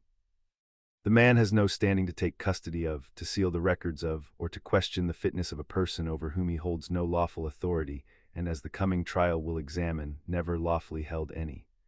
The murmur broke into open noise, and Marchbanks let it run a moment before the gavel stilled it. And Holt, watching Albus Dumbledore receive the ruling, saw the lamp turn down again behind the old man's eyes, just for an instant, just as it had in the hospital room, and saw underneath the grief that same bottomless certainty, untouched, unreached, a man who had simply lost a procedural skirmish and was already, behind the sorrowful face, recalculating. The guardianship was gone. But the conviction was not, and the conviction was the dangerous thing, and Holt understood, with a cold drop in his stomach, that a man this certain, having lost the gentle path, would now consider the path that was not gentle at all. He was right. It came that same afternoon. During the recess, a tray of refreshments arrived in the prosecution's antechamber, with the compliments of a well-wisher. It was a kind gesture, the sort that arrived constantly now. The public had decided Harry was a tragedy, and tragedies attracted casseroles. A pitcher of pumpkin juice, 6 goblets, a plate of the iced buns. Harry was known, from years of the prophets reporting, to like. The young witch who carried it in wore the robes of a ministry caterer and the anxious, cheerful look of someone delivering to important people, and she set it down and bobbed and said it was sent up special, with everyone's best wishes for the brave boy, and she left. Holt poured none of it. He had not let Harry eat or drink anything he had not personally tested since the night of the scan, and he was not about to start in the one building where the boy had the most enemies, and so he took the resonance probe from his bag. He carried it everywhere now and dipped it into the pitcher of pumpkin juice, and it sang. The room went very still. "Don't touch it," Holt said quietly. "Any of it serious, get bones." He drew the probe out and read it, and his old face hardened. A loyalty draft. Fresh, keyed. He passed the probe reading to Hermione, who had gone white, keyed to the same cathedral signature as the first dose I ever pulled out of him. Someone has just tried to put Albus Dumbledore back into Harry's blood in the middle of his own trial in a pitcher of pumpkin juice, an hour after the man lost his guardianship. That's insane, Ron breathed. He'd have to be mad to try it now here. He didn't try it, Hermione said slowly, staring at the probe. Look at the craft. This is rushed. The King's crude Mulpepper's work was elegant. This is a panic. This wasn't the spider. This was a true believer who decided that poor confused Harry just needed a little of his trust in Albus restored so he'd stop this madness, so they'd remember how he used to be, so it could all go back to the way it was. Someone who loves Dumbledore enough to drug a child to save him and stupid enough to think a fresh dose in a trial would help. She looked up. Which is worse, actually. It means there's more than one of them. It means the man S built a whole circle of people who will poison children for him out of love and never think it's wrong. Amelia Bones arrived, took one look, and had the antechamber sealed and the catering witch detained within 4 minutes, and the witch, barely 20, terrified, weeping, gave it up almost at once, because she was not a criminal, she was a believer. She was a junior member of a society, she sobbed, a good society that did good work, and a senior member, a kind older woman she trusted absolutely, had given her the flask and told her it was a healing tonic that poor Harry's enemies were keeping from him, and that slipping it into his drink would help him think clearly and see the truth and stop being used against dear Albus, and she'd believed it because the older woman was so good. Everyone knew she was so good. What was the older woman's name? Bones said gently. The girl gave it. It was not Dumbledore's. It was not Molly's. It was a name no one in the room knew, a respectable matron of the Order's wider circle, and that, Bones said grimly afterward, was the whole horror of it in miniature. He didn't have to give the order. He'd spent 50 years building people who'd give it to each other, who'd poison a child in his name and call it love, who'd never once need to be told. "We'll arrest her," Bones said, "and she'll lead to 2 more, and none of them will lead to him, because he never says it out loud, he just radiates it and lets the faithful translate. But it doesn't matter. We have the pitcher, we have the witch, we have a fresh-keyed loyalty draft aimed at Albus Dumbledore, brewed and delivered during his own trial by his own followers to silence his own victim." She allowed herself something that was nearly a smile. He didn't do it. "But it's still the best evidence we have of what he is. A man whose followers will try to re-enslave a child in a courtroom, unprompted, because they think it's a kindness. Marchbanks is going to want to hear about this. It was Molly Weasley who found Harry in the corridor before he could be told any of it. She came at him the way weather comes, the way Dumbledore came, and Holt understood in an instant where the boy had first learned that warmth could be a weapon, because here was the original. She was small and round and tearful, and she opened her arms as though 6 years of poisoned summers had never ended, and her voice was thick with a mother's grief, and it was, Holt thought, every bit as masterful as Dumbledore's and far more practiced, because she had been doing it longer and to more children. Harry. "Oh, Harry, sweetheart, look at you, look how thin. What have they done to you? What have these people done? You don't have to do this, love, you don't. You can stop it right now. You can come home, come back to the burrow where it's safe, where you're loved." Mrs. Weasley. Harry did not step into the arms, he did not step back from them either. He simply stood, and his stillness made her arms fall slowly to her sides. There's a probe in that room that just sang because someone tried to put Dumbledore back in my blood with a pitcher of pumpkin juice. So I'm going to be careful about who I let near me, and I'm going to be especially careful about anyone who tells me the burrow is home, because I know exactly how that feeling got there now. You brewed it. You collected the doses in person. Mr. Mulpepper will swear to it. The burrow felt like home because you keyed it to feel like home, and I cried into that feeling for 4 summers, and now I know. The grief on her face shivered, and for just a moment something else showed through, not guilt, Holt noted, the same as Dumbledore, never guilt, something closer to wounded entitlement, the look of a person who has been generous in her own mind and finds her generosity refused. Everything I did, she said, and her voice had a tremble of real feeling in it, which made it worse. Everything I did for love. You were an orphan. Nobody wanted you. I gave you a family. I gave you a place at my table and a son for a brother and a daughter for a wife. I gave you everything you didn't have. And yes, all right, I helped it along, I made sure of it, because the world is dangerous and a boy needs anchors, and I was making sure you'd be safe and loved and part of something forever. What is so wrong with wanting a boy to be loved? You didn't want me loved, Harry said, and his voice had gone very quiet and very cold, the wind sheer cold. The temperature dropping in the corridor. You wanted me owned. There's a difference, and you've never once been able to see it, which is exactly why you could do it for 6 years and sleep at night. Love lets a person choose you back. You couldn't risk that, so you put it in a cup. You looked at an 11-year-old orphan and you didn't think, that poor child, I'll love him and see if he loves me. You thought that rich, famous, motherless boy could be made to belong to my family, and you measured the doses, and you sold him to your daughter, and you took his dead parents' gold for the privilege in installments, and you called it giving. That contract was for your protection. The money was held in trust for the family, for your family. It was line theft, Mrs. Weasley. Gringotts has the word for it, and it isn't mine. And here's the part I want you to hear, because it's the only thing I came into this corridor to say.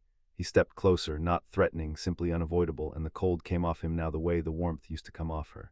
You did it to Ron too, your own son. You put a draft in him to make him jealous of me, to make my best friend a worse friend on purpose, so you'd have a crack to use if you ever needed to turn him. You looked at your own boy and you decided his loyalty to me was inconvenient, so you poisoned it, and you did it to Ginny.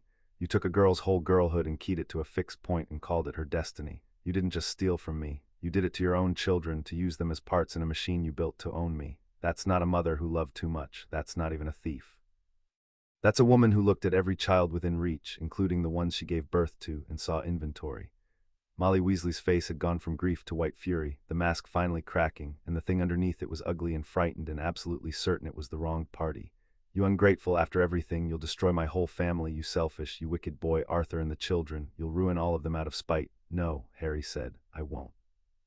And that's the difference between us, so listen, because you won't hear it again. His voice didn't rise. I'm going to stand up in that chamber and I'm going to tell them on my magic that Arthur Weasley is one of the finest men I've ever known and knew nothing and did nothing. I'm going to tell them Ron is my brother in every way that you couldn't poison out of him. I'm going to tell them Ginny is a victim, not a villain, and that her name is to be protected. I'm going to defend every Weasley in that family except the one who poisoned children. You did it to all of them, and I'm going to save all of them by name in public, because that's what you do for people you actually love. You give them back to themselves, even when it costs you. You never once understood that. You're going to Azkaban not understanding it. And your family is going to survive and be free and be honest, and the only thing they'll have lost is the person who was poisoning them. And in about 10 years your son is going to realize that losing you was the best thing that ever happened to him, and that is the most merciful true thing I know how to say to you, so I'm saying it, and then I'm done. He stepped back. Goodbye, Mrs. Weasley. Don't come near me again. The probe sings now. He turned and walked back toward the courtroom, and Molly Weasley stood alone in the marble corridor with her cracked mask and her certainty, and Holt, who had watched the whole thing from a doorway with his hand on his probe in case she tried something, thought he had never seen anyone so completely undone by simple, unanswerable fairness. She had armed herself for cruelty. She had no defense at all against a boy who refused to be cruel to anyone but her, and only with the truth. The afternoon session reconvened, and Marchbanks was told of the pumpkin juice. She had the whole matter put on the record at once, the sealed pitcher entered as evidence, the catering witch's statement taken under oath, Holt's probe reading certified, and then she sat for a long moment with her spotted hands folded on the bench, and the chamber waited, and when she spoke the dry old wire of her voice had an edge of iron in it that silenced even the press box. I have presided over this court, she said, for longer than most of you have been alive, and I have seen it do shameful things and great ones, and I have learned to tell the difference by a single test, whether it does its business in the light or in the dark. This morning a man asked this court to take a child into his keeping and to seal the records of what was done to that child away from the public eye for the child's own protection. This afternoon, while that same matter sat in recess, persons unknown attempted to administer a fresh dose of a keyed loyalty draft to that same child in this very building to make him stop accusing the man who lost his guardianship 4 hours ago. She let that hang. I will draw no conclusion as to who directed it, for there is no evidence that anyone did. But I will draw this conclusion, and I will draw it firmly. There exist in our world people who will poison a child to silence him, and who believe while doing it that they are performing an act of love.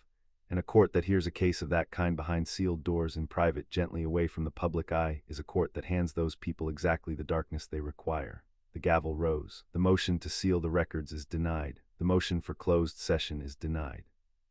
The forthcoming criminal trial of Albus Dumbledore, Molly Weasley, and such others as the Crown shall charge, upon counts of the sustained chemical enthrallment of minors, the unlawful administration of regulated and prohibited potions, line theft, and the looting of a house by its steward, shall be heard by the full Wizengamot in open session in the public eye, with the press present and the galleries open, so that there shall be no dark corner anywhere in it for a single soul to retreat into and decide it never happened. The gavel came down. Every dose will be named aloud. Every ledger will be read into the record. Every memory will be shown. And the people of our world will watch the whole of it from the first drop to the last, because the only cure for a thing done for 50 years in the dark is to do its undoing entirely in the light. We convene in 9 days. This court stands adjourned. The noise that broke over the chamber then was unlike anything Holt had heard. A great rising roar of 1,000 people realizing at once that the unthinkable was actually going to happen in front of them. And through it, on the witness benches, Hermione gripped Harry's arm and Ron gripped his shoulder, and Sirius let out a whoop that was entirely improper and entirely serious. And Harry Potter sat very still in the center of it, looking down at Albus Dumbledore in the well of the court. And Dumbledore looked back up at him, and for the first time the old man did not look grieving, or gentle, or even certain.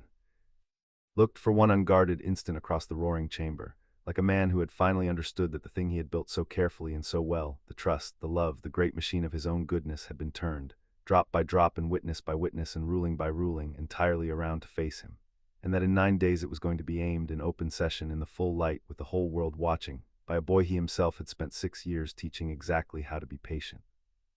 Harry did not smile. He simply held the old man's gaze until Dumbledore was the one who looked away, and then he turned to his friends and the cold went out of his face, and what was left was something Holt had not seen there at all until that afternoon. Not triumph, not yet, but the quiet certainty of a free man who has just watched the law agree out loud that he has won. 9 days, Harry said, then we finish it, in the light, where he can't make it go soft. He stood a free man beholden to no one and gathered his people around him, the ones he had chosen. Let's go home, Sirius. I'd like to sleep in a house where nobody's ever measured a dose, just once before the end. The Black House was a grim old pile, but Sirius had spent his year of freedom tearing the worst out of it, and there was a kitchen at the bottom of it that had become, almost by accident, warm. That was where they ended up, the night after the hearing, Harry and Ron and Hermione around a scarred table, Sirius at the stove proving aggressively that he could cook now, Remus reading by the fire and pretending not to watch the boy with the careful eyes of a man who had loved his parents. There was no strategy on the table that night. Hermione had tried once to bring out a timeline, and Sirius had taken it gently from her hands and used it to light the fire and said, 9 days. We can have one of them, doctor's orders, and looked at Holt, who had stayed for dinner and who said, doctor concurs, and that had been the end of the strategy. So instead Sirius told stories. He told them about James and Lily, real ones, unkeyed ones, the first stories about his parents Harry had ever heard from someone who'd loved them rather than from a man who'd been managing his grief into a shape. About James hexing his own broom to follow Lily around the courtyard, about Lily outdueling 3 seventh years in her 4th year and apologizing to them afterward, about the 4 of them and the map and the long golden lawlessness of being young before the war ate it. Harry laughed, really laughed, in a way Holt had not heard from him, a startled, rusty sound like a door opening that had been painted shut, and every time he did it Sirius's face did something complicated and joyful, and Remus looked into the fire. You laugh like him, Sirius said at one point quietly. Your dad, exactly like him. They couldn't take that. Whatever else they took, they never got the laugh because they didn't know it was there to take. You hardly ever did it. He turned a spoon over in his hand. I used to think you were just a serious boy. I'd make a joke and you'd smile polite like you were doing me a kindness. I thought, well, he's been through a lot, he's solemn. It never once crossed my mind that solemn could be something somebody put in him. His voice roughened. I should have seen it. I'm your godfather. I should have looked at a boy who flinched from me and laughed like a guest in his own life and known something was wrong. You couldn't have, Harry said. That was the whole design. Nobody was supposed to see it. The only person who ever did was a healer who happened to give me the wrong potion. He looked across at Holt, and something passed between them that did not need saying. And anyway, you see it now. That's the part that counts. Everyone in this room sees me now. He picked up his butterbeer, and his voice was light, but his eyes were not. Do you know that's the first time anyone's ever told me I laugh like my dad? 6 years of people who knew him, and not one of them ever, because the people around me weren't put there to tell me about my parents. They were put there to keep me pointed. You do think someone in 6 years would have just mentioned it? The table was quiet a moment. You laugh like James and you go quiet like Lily, Remus said from the fire, not looking up. She'd go very still before she did something that frightened people. James was all noise and motion, and you always knew what he'd do. Lily you never saw coming. She'd be calm and calm and calm, and then the thing would already be done. He turned a page. Watching you in that courtroom today was like watching her. You went calm. The whole room thought a frightened boy was going to break, and you went calm, and then it was done. He finally looked up, and his tired face was gentle. They didn't take that either, the calm. They just thought it was the docility draft. The draft was on top. Underneath it was always your mother. Harry didn't say anything to that. He couldn't, Holt thought. But he reached across the table without looking and gripped Ron's arm, and Ron gripped back, and Hermione put her hand over both of theirs, and for a moment the three of them just held on, the boy and the friend who'd been freed and the girl no one had thought worth poisoning. And Sirius watched them from the stove with the spoon forgotten in his hand and the firelight catching the wet in his eyes, and Holt thought that whatever happened in 9 days, this had already been worth it. They had taken a boy who'd been engineered to be alone in a crowd of installed loves, and they had given him instead 5 people who were simply freely his. I want to ask you something, Harry said to Holt later on the steps when the others had gone up and the two of them sat in the cool dark with the city humming. And I want the true answer, not the kind one. You'll get the true one, Holt said. You always have from me. After the trial, when it's done. The thing he put in me about dying well, about that being what I'm for. Harry looked out at the lights. It's gone, you took it out. But I keep wondering, there's a real war coming, you know there is. Voldemort's back and there's a prophecy and all of it's true, even if a madman used it as an excuse. And someday it might really come down to me, and I need to know. He turned. If I ever do choose to risk everything, for real, for actual reasons, how will I know it's me choosing and not some last drop of is still in there telling me it's what I'm for? Holt was quiet a while. It was a better question than most grown men ever asked, and it deserved his best. You'll know the same way I know about that boy on my table 30 years ago, he said at last. You'll know because you'll have waited. The draft made dying feel like a relief, like a coat that fit, like the path of least resistance. It made the terrible thing feel easy. So here's your test for the rest of your life. Anytime a sacrifice feels easy, feels like destiny, feels like the thing you were made for, be suspicious of it. That's the shape they pressed into you, and it'll always feel like coming home. But a real choice, a free one, that one will feel hard. It'll cost you. You'll want to live, and you'll weigh the living against the reason, and if you ever do choose to risk it all, you'll do it wanting desperately to stay, with your whole heart pulling the other way, and you'll do it anyway because you decided. That's how you'll know it's yours. He stood, his old knees protesting. Easy as the leash, Harry, hard as freedom. They feel completely different once you've felt both. You have now, you'll never mistake them again. Harry sat with that a long moment, the lights of London laid out below him, a free man on the steps of his own family's house, 9 days from the end of it. Hard as freedom, he repeated quietly. All right, he almost smiled. Then let's go do the hard thing in the light and let him keep the easy ones. Chapter 5 and Chapter 6. Before the Wizengamot, they came to watch it the way people came to watch an eclipse, knowing they would remember for the rest of their lives exactly where they had stood. Courtroom 10 could not hold them, so the Wizengamot moved the trial to the great amphitheater beneath the ministry, the one used once a generation, and even that filled to its highest tier by dawn. The press boxes overflowed. Witches and wizards who had queued all night packed the galleries shoulder to shoulder. And down in the well of the chamber, beneath the rising sea of plum robes and craning faces, sat the 2 accused, Albus Dumbledore, grave and luminous in deep blue, his hands folded, his face composed into its perfect grief, and Molly Weasley beside him, smaller now, paler, in a fresh robe that someone had told her would look respectable, her eyes red, her certainty thinning by the hour. Griselda Marchbanks took the high seat, and the gavel came down, and into a silence so total that Holt could hear the scratch of 100 quills she said, "We are met in open session in the full light before the people of our world to try the gravest charge this court can hear, the theft of a free mind. Let it be done plainly, and let none of it be done in the dark. Madam Bones, the Crown will present its case." Amelia Bones rose, and she still did not make a speech. "The Crown will prove," she said, "by physical evidence, certified records, and sworn testimony, that over a period of 6 years the defendants and others did administer to the minor Harry James Potter 31 separate doses of loyalty draughts, compulsion draughts, suppressant draughts, and prohibited love potion, with the sustained and deliberate intent of controlling his trust, his loves, his fears, his magic, and his very willingness to live, and that they funded this from the boy's own inheritance. arranged by a fraudulent betrothal to convert his enslavement into the looting of his house. The Crown does not ask the court to take its word for any of it. The Crown asks the court to look. She turned. Call healer Bram Holt. Holt had testified before courts 100 times in 30 years, and he had never felt the weight he felt walking to the witness stand that morning with the nation's eyes on him and the most beloved man in Britain composing his sorrow 20 feet away. He took the oath. He set his brass chronometer on the rail in front of him where the court could see it, and he began, in the flat, even voice he had used on the worst nights of the war, to tell them what he had found. He did not embellish. He did not need to. He described the collapse, the lying readings, the resonance probe, the first keyed loyalty draft, and the cathedral signature it pointed to. He described going down, layer by layer, the aversions and the suppressant and the focus dampener, and the leash on the boy's own magic and the guilt primer shaped like a coffin and the diluted amortentia laid in as a foundation. And then, because Bones asked him to, he showed them. The pensive memories went up into the great display basin the court used for such things, projected vast and silver above the well, and the whole amphitheater watched the night unfold through Holt's own eyes, the probe singing its tangled chord, the Count climbing, his own flat voice saying 1, 2, 3, 4, climbing through the years, and the boy surfacing to ask, before anything else, before his own safety, whether Professor Dumbledore was there. The gallery made a sound at that, a low collective intake, because there is a difference between being told a child was conditioned to seek his abuser and watching the child do it, drugged and trusting with the abuser's name the first word out of his mouth. Holt let them sit with it. He had learned long ago the power of letting evidence breathe. How many doses, Healer Holt? Bones said when the memory faded. In total, counted how? 31, Holt said. Counted on this instrument at its finest resolution, each dose its own stratum in the blood, each dated. Confirmed independently by healer-in-charge Devora Quill, whose memory you have also seen, who took her readings without sight of mine. 31 separate administrations, the first in the autumn the boy turned 11, the last laid down 3 days after he had already collapsed, while he lay unconscious in my care. He looked up at the tears. I have practiced medicine for 31 years. It is, I am aware, the same number. I assure the court I take no comfort from the coincidence.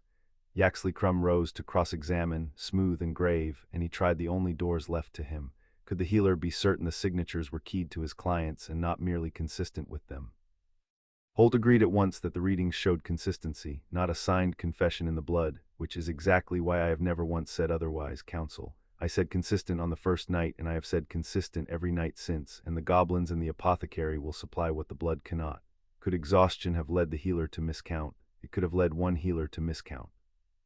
It is unlikely to have led 3, separately, to the same number, with a dated instrument, on a freely given memory you have all just watched.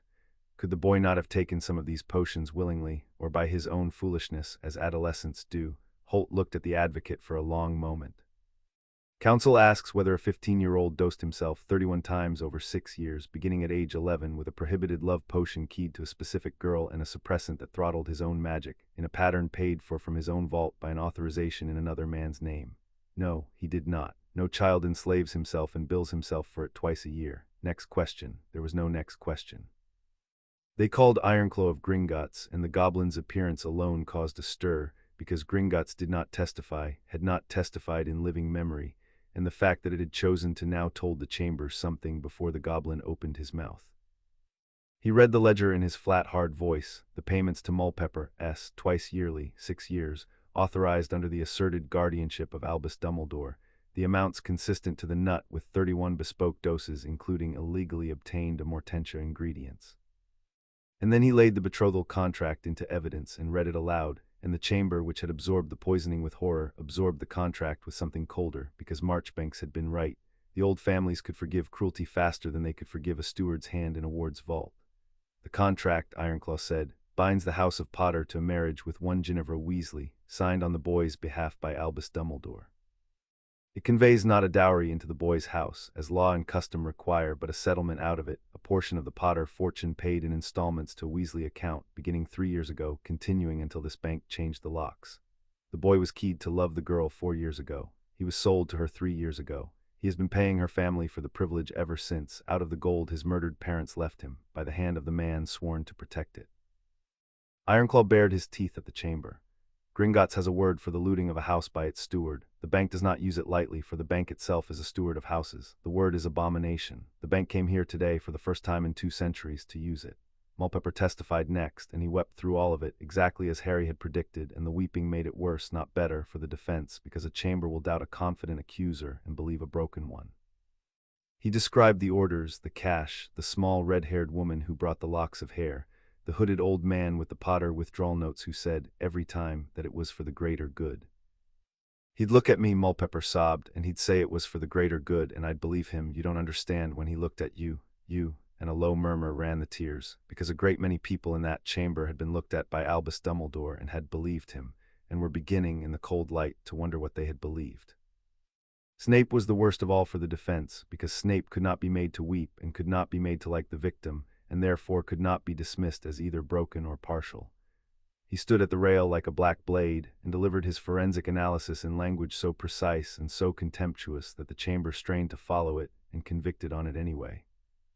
He explained the difference between a calming draught and a component of enthrallment, how his own honest brewing, supplied for a boy's stated nightmares, had been layered beneath compulsions to deepen and stabilize them, the way a primer is laid beneath paint.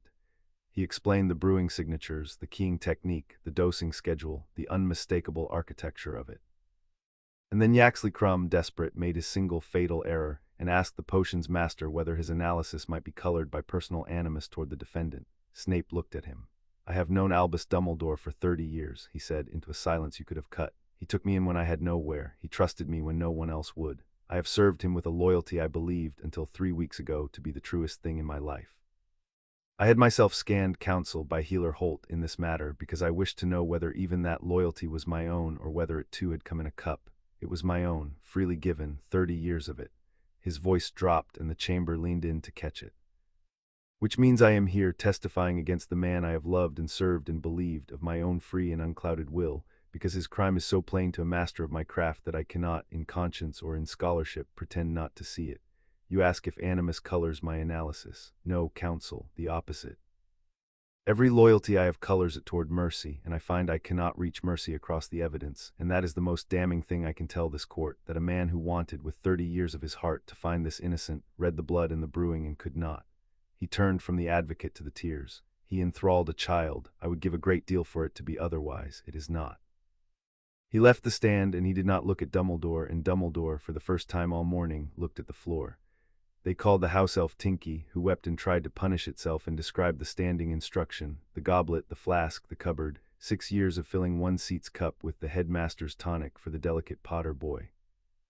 They called the catering witch, who described, white and shaking, the flask she had been given during the recess of the guardianship hearing by a kind older woman she trusted, and what she had been told it would do, and the chamber heard with a kind of dawning sickness that the attempt to re-enslave the boy had been made by the man's own followers, unprompted, in this very building, out of love.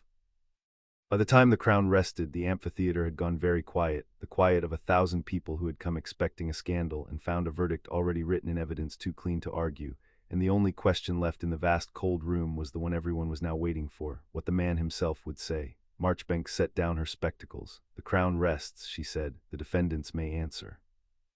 Albus Dumbledore, you have declined counsel for this portion and asked to speak in your own voice. The court will hear you. Her black beads of eyes fixed on him, and there was no warmth in them at all.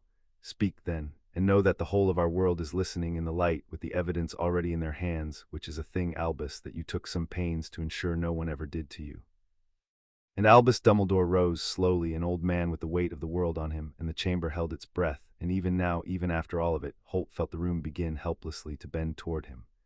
I will not insult this court, Dumbledore said, by disputing the evidence. It is accurate. I have read Healer Holt's report, and it is the finest piece of forensic work I have encountered, and every figure in it is true. There were 31 doses. I authorized them.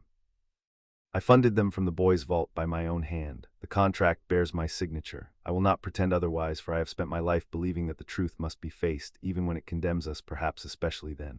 A murmur. He let it settle and went on, and his voice was the most beautiful instrument in Britain, low and ruined and grave, and it filled the cold amphitheater like organ music in a cathedral. What I dispute is not the facts, it is the word. The crown calls it enslavement. I ask you to understand it as what it was, a shield forged in desperation around a child upon whom the survival of our entire world depends. He raised his head, and his eyes swept the tears, and where they passed, the bending followed. There is a prophecy.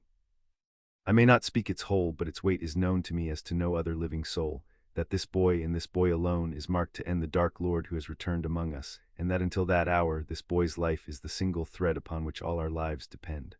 A thread, members of the Wizengamot, one boy. 11 years old, motherless, untrained, marked for death by the most dangerous wizard who has ever lived, and carrying, all unknowing, the only hope any of us have of seeing the war's end. What would you have had me do? His voice cracked beautifully, exactly on the word. I made him safe. I made him trusting so that he would heed those who guarded him. I kept his power banked so that it would not flare and draw the enemy before he was ready.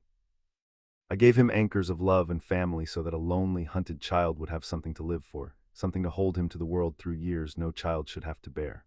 And yes, I shaped in him a willingness to give his life if the prophecy demanded it at the last, because I could not bear to send a boy who did not wish to go, and so I made him able to wish it.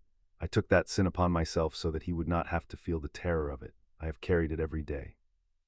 I carry it now. He spread his hands. Call it what you like. I called it love. I call it love still. I sacrificed my conscience to keep alive the one child our whole world cannot survive without, and if that is my crime, then I committed it knowingly, and I would commit it again tonight, for I have never in my long life found a thing I valued more than the lives of the many, not even members of the Wizengamot, the freedom of the one. It was, Holt thought, the single most dangerous thing he had ever heard a human being say, because it was sincere, and it was eloquent, and it was, in its own monstrous architecture, almost persuasive, and he could feel the great room swaying on the edge of it. 1,000 frightened people who would so very much like to believe that the kind old man had only done a terrible thing for a good reason, because that was so much easier to live in than the alternative. Amelia Bones rose to break it, and Marchbanks lifted a single spotted hand. No, Madam Bones, the ancient witch said, not you. There is one person in this chamber with the standing to answer that speech, and he is a free man now, and it is his to answer. Her black eyes moved to the witness benches. Mr. Potter, the man who shaped you has explained why. The court will hear your reply if you wish to give one. Harry Potter rose. He did not hurry. He came down to the floor of the well and stood a few feet from Albus Dumbledore, and the whole amphitheater, 1,000 people, the press, the minister, the tiers of plum robes, went so silent that the only sound was the faint scratch of the recording quill, and the two of them faced each other in the great cold light, the old man who had built him and the boy who had been rebuilt by strangers into something the old man had never accounted for. You said you'd do it again, Harry said. His voice was quiet, and it carried to the highest tier. I want to start there, because everyone in this room just heard you almost make it sound reasonable, and I need them to hear what you actually said. You said that if you had me back 11 years old, you would do all of it again. The trust, the leash on my magic, the love you poured into me for a girl I'd never met, the thing that made me able to wish for my own death. He let it sit. That's not a confession of a mistake, Professor. A man who made a mistake says he's sorry. You just told 1,000 people you'd do it again, and you said it like it was the most loving thing in the world, and the worst part is that you believe it. That's what I need them to see, not that you did it, that you're proud. Dumbledore's face was infinitely gentle. Harry, I'm not finished. It was not loud. It stopped the old man cold all the same. You said it was a shield. Let's look at your shield. You banked my magic so it wouldn't flare, and you kept it banked for 6 years, so that when Voldemort came back I'd be weaker than I was born to be, facing him with a fraction of what's mine. That's a strange shield, Professor, one that makes the boy easier to kill. You made me trust those who guarded me, and you keyed an aversion against my own godfather, my own family, the one man with the legal right and the actual will to protect me, so that I'd flinch from the people most likely to keep me alive and run instead to the people you'd chosen. That's a strange shield, too, one that drives the boy away from his protectors. You gave me anchors of love and family, and you sold those anchors in a contract for my own gold, paid to the family who poisoned me, and you keyed me to love a girl who was keyed to chase me, so that 2 children would spend their whole adolescence mistaking a transaction for a destiny. That's the strangest shield of all, Professor. It's the kind you can spend. The murmur was rising now, an angry tide. Here's what your shield actually was, Harry said, and his voice dropped into the cold, the still cold, and Holt watched 1,000 people lean forward to catch it. It wasn't protection, it was aim. You didn't build a wall around a child. You built a weapon, and you spent 6 years calibrating it, keeping it weak so it couldn't turn on you, keeping it trusting so it would fire when you pointed it, keeping it lonely so it had nothing to live for but the war you were saving it for, and teaching it, drop by drop, to want to die at the end so it wouldn't flinch on the way to the target. You keep saying you sacrificed your conscience to protect the one our world can't survive without. You didn't protect me. You aimed me. And the only reason I'm standing here aiming back is that a healer gave me the wrong potion on the right night, and I woke up off your leash for the first time in my life. He took a single step closer. You said you've never found anything you valued more than the lives of the many. I believe you. That's exactly the problem. You looked at a person and saw a quantity. You did arithmetic on a child, and the child came out as a number you could spend, and you've been so certain you had the right to do that arithmetic that you'd do it again tonight in front of all these people and call it love. His green eyes did not waver. I was 11. I had just learned I was a wizard. I would have followed you anywhere freely, gladly. You didn't need a single drop. Every child does. That's what 11-year-olds do. They trust the great kind man who shows them the magic. And it wasn't enough for you because freely given love can say no someday and you couldn't risk a no. So you took the one thing I was actually giving you, my real trust, the free kind, and you replaced it with a manufactured copy you could control because the real thing frightened you. That's not a man who values love, Professor. That's a man who's so afraid of it he'd rather drink the fake. Dumbledore stood very still. There's a letter, Harry said, and he turned finally to the chamber. He wrote it to me in his own hand after he'd already lost. Madam Bones has it. I asked her to read it aloud, all of it, because he wrote it freely, the way he's done everything freely, and I want you all to hear the great Albus Dumbledore explain, in his own loving words, with no probe in his blood and no excuse left, exactly who he is when he thinks the only person listening is the boy he built. He looked back at the old man, and for one moment something that was almost grief crossed the boy's cold face, the ghost of the trust that had once been poured into him, the loss of a man who had never actually existed. Read it, Madam Bones, let him be heard, it's the one thing he never let me be. And Amelia Bones lifted the 4 pages of Albus Dumbledore's confession, and into the vast and silent and no longer bending amphitheater she began to read. She read it without inflection, which was the cruelest way she could have read it because it let the words be only themselves.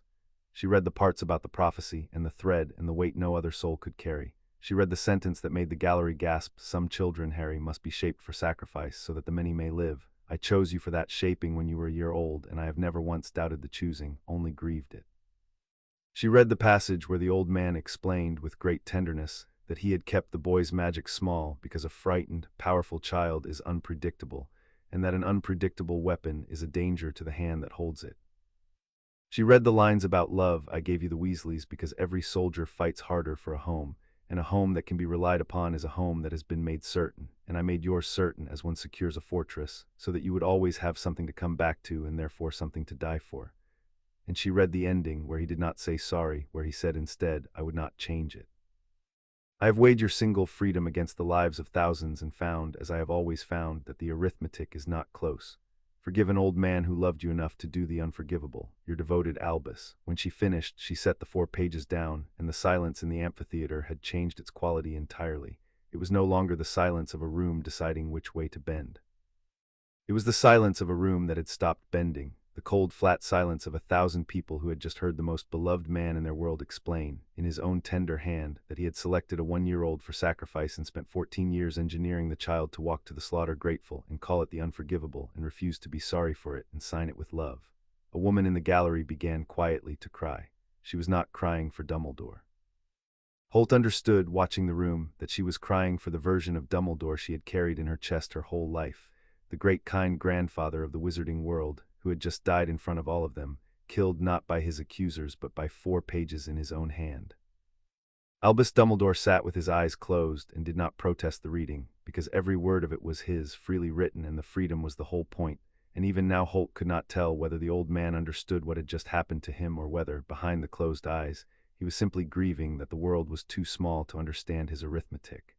It was Molly Weasley who could not bear the silence. "He's twisting it," she burst out, surging to her feet before her own counsel could stop her, her voice shrill in the vast cold room.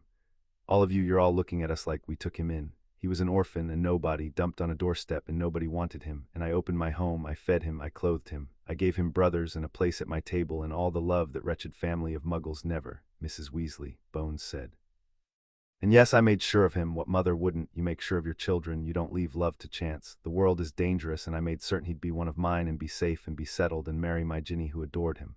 Mrs. Weasley, your daughter was dosed with a compulsion to adore him. By you. Because it was owed," Molly Weasley shrieked, and there it was, out in the open at last, the thing under the cardigan, and the chamber recoiled from it as one body.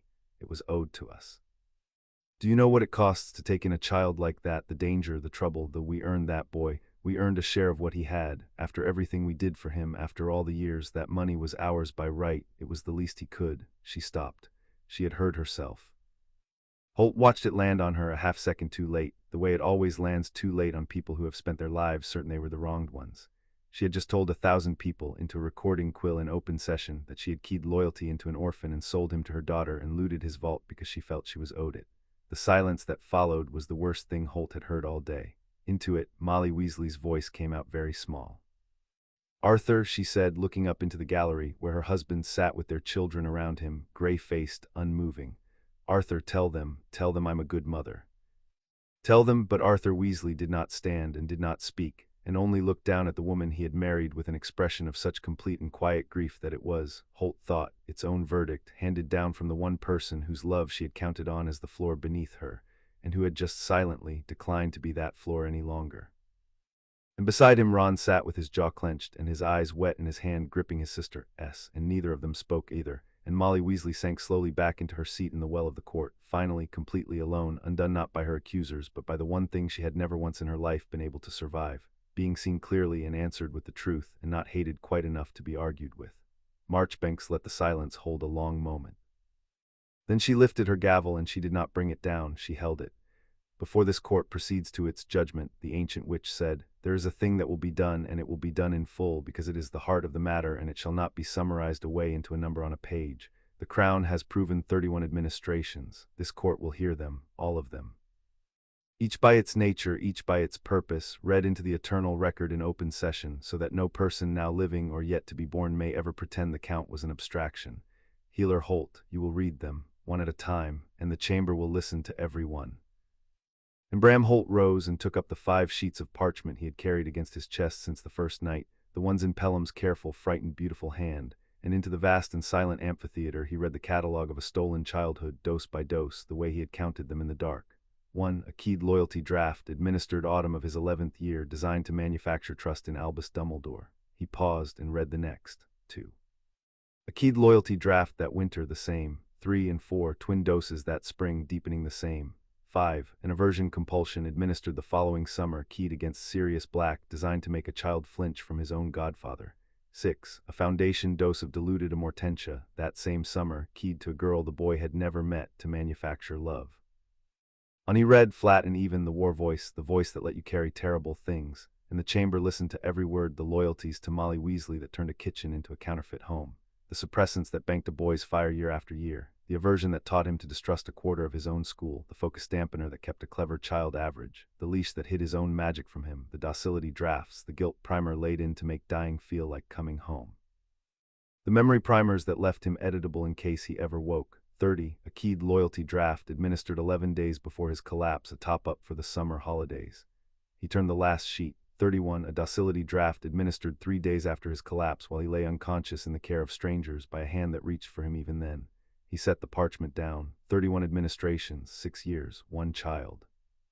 The reading had taken nearly an hour, and when it was done the amphitheater had the stunned, scoured quality of a place after a storm, and a great many people in the plum robes of the Wizengamot were not looking at the accused at all, but at their own hands, perhaps thinking of the man they had voted with for 50 years, perhaps thinking of children of their own, perhaps simply thinking that they would never, as long as they lived, hear the word 31 again without feeling cold.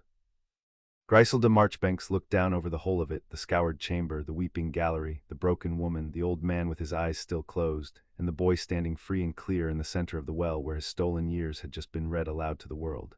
The evidence is complete, she said. It has been heard in the light, every drop of it, where no soul may retreat from it. The chamber will now consider its verdict upon each count and each defendant, and then upon the consequences that must follow, and they will follow, members of the Wizengamot, to the very top of our institutions, for a crime of this kind does not end with the hand that poured the cup. It reaches every office that hand was permitted to hold. She lifted the gavel at last. We will vote. Wands aloft for guilt, by count, by name, in open view, where every witch and wizard in our world may see exactly where each of you stands when the question is finally, plainly asked. Her black eyes swept the tears. Raise them, then. Let us see, after 50 years, who in this chamber will still not look at what is in front of them. And across the great amphitheater, in the cold, clear light, with the whole of the wizarding world watching and the catalogue of 31 doses still hanging in the air, the wands began, one by one and then in their hundreds, to rise. Holt would remember the order in which they rose, because the order was its own story. The first wand up belonged to Tiberius Ogden, who had resigned from this chamber once already in protest at its cowardice, and who lifted his light now without hesitation and held it high and steady, an old man who had been waiting years for the room to catch up to him. The second was Amelia Bones's own, though she was prosecutor and her vote was ceremonial, raised so that the chamber would see the law itself take a side. Then Griselda Marchbanks from the high seat raised hers, the presiding elder, declaring herself, refusing the safety of neutrality. After that they came in ones and twos, the brave and the certain, and then in tens, and then And this was the thing Holt had not been sure he would live to see. They came in their hundreds, the ordinary members, the ones who had spent their whole careers voting whichever way Albus Dumbledore's hand inclined, raising their wands now against him, some defiant, some weeping, some with the stunned mechanical motion of people doing a thing they had believed until that morning they would never do. The light rose off the tiers like a slow dawn, until the great amphitheater was full of it, hundreds of points of wand-light burning steady against the man who had ruled the room from its highest chair for half a century. Holt watched the holdouts too, because the holdouts mattered. There were not many, a scatter of old families with old debts, hands in their laps. And Cornelius Fudge, who sat for a long visible moment with his wand untouched, calculating. Holt could see him calculating, weighing whether his hatred of Dumbledore outran his fear of a wizarding world that might one day ask why the minister had taken so long, and then raising it late when the result was already beyond doubt, so that the record would show him on the winning side without ever showing him brave. Even his cowardice bent toward the verdict now. That, more than the hundreds of honest lights, told Holt the thing was truly over. When the cowards have to pretend to be just, justice has already won the room. Dolores Umbridge did not raise her wand and sat very still and very pink and very alone and made a note of something, and Holt thought that whatever she was, she would land on her feet because her kind always did, but she would do it somewhere else in some smaller darkness because this one had just had the light let into it. And Albus Dumbledore opened his eyes. He looked up at last at the hundreds of lights raised against him, the chamber he had held for 50 years declaring itself, member by member, free of him, and his face in that moment was not the grieving grandfather and not the certain saint. It was simply old. An old man looking at a thing he had built, the great machine of his own goodness and everyone's faith in it, turned entirely around and burning steadily in his direction, and understanding, perhaps for the first time, that it had been turned not by an enemy but by the simple act of being seen in the light he had spent his life keeping others out of. His eyes found Harry, last of all. The boy stood in the well of the court, free and clear, and he did not gloat, and he did not look away, and he did not raise a wand he was not entitled to raise. He only looked back at the old man across the rising light, and Holt, watching the two of them, thought that everything that needed to pass between them had already passed, in a hospital room and a corridor in this chamber, and that what was left in the boy's steady gaze was not hatred and not even triumph, but something colder and cleaner and far more final. The look of a free man regarding without fear the person who had once owned him, and finding at the bottom of it nothing left to be afraid of. The leash was gone. The man on the other end of it was just a man now, old and seen and answered, sitting under the light he had dreaded all his life. Marchbanks let the wands burn a long moment so that the press could record it, so that the world watching could count them, so that there would never be any doubt how the chamber had stood when the question was finally, plainly asked. Then she raised her own gavel over the sea of light, and the amphitheater held its breath for the words that would make it law. Chamber has declared itself, the ancient witch said. Let the count be recorded and let the consequences begin. And she brought the gavel down, Chapter 6 and Chapter 7. The reckoning the count was read into the record at noon, and it was not close. Guilty on every count against Albus Dumbledore by majority so vast that Marchbanks dispensed with the precise figure and said only that the chamber had spoken with a single voice but for a handful, and that the handful would be noted. Guilty on every count against Molly Weasley. And then the ancient witch set down the tally and took up the heavier instrument, the one the trial had been building toward all along, because a verdict is only a finding, and it is the consequences that change the world. A crime is not undone by naming it, Marchbanks said. It is undone by stripping from the criminal every power the crime was committed under, and returning to the victim everything the crime took, and ensuring, so far as our poor institutions can, that the hand which did it can never reach so far again. This court will now do all three, and it will begin at the top, because the higher the office, the deeper the betrayal, and this betrayal reached the very highest offices we have. She turned to Albus Dumbledore, and her voice did not soften. Albus Percival Wulfric Brian Dumbledore, you committed these crimes under the authority of three great offices, and you used each of them to do it. As headmaster of Hogwarts, you commanded the school where the doses were delivered to a child's morning cup. As chief warlock of this Wizengamot, you held the court that should have protected him, and bent it instead into the shield of your own conduct. As supreme mugwump of the International Confederation, you wore a stature that made your word unquestionable in the very rooms where it most needed questioning. You turned every office of trust we gave you into an instrument of a child's enslavement. This court therefore strips you of all three, this hour, irrevocably. You are no longer chief warlock, the chair is vacated. You are removed as headmaster of Hogwarts and barred for life from its grounds and from any position of authority over any child in magical Britain. This court will further transmit its judgment to the International Confederation with the recommendation, which it does not doubt will be heeded, that you be stripped of the office of Supreme Mugwump and of every honor that body has bestowed. Your Order of Merlin, First Class, is revoked. Your name will be struck from the rolls of this court.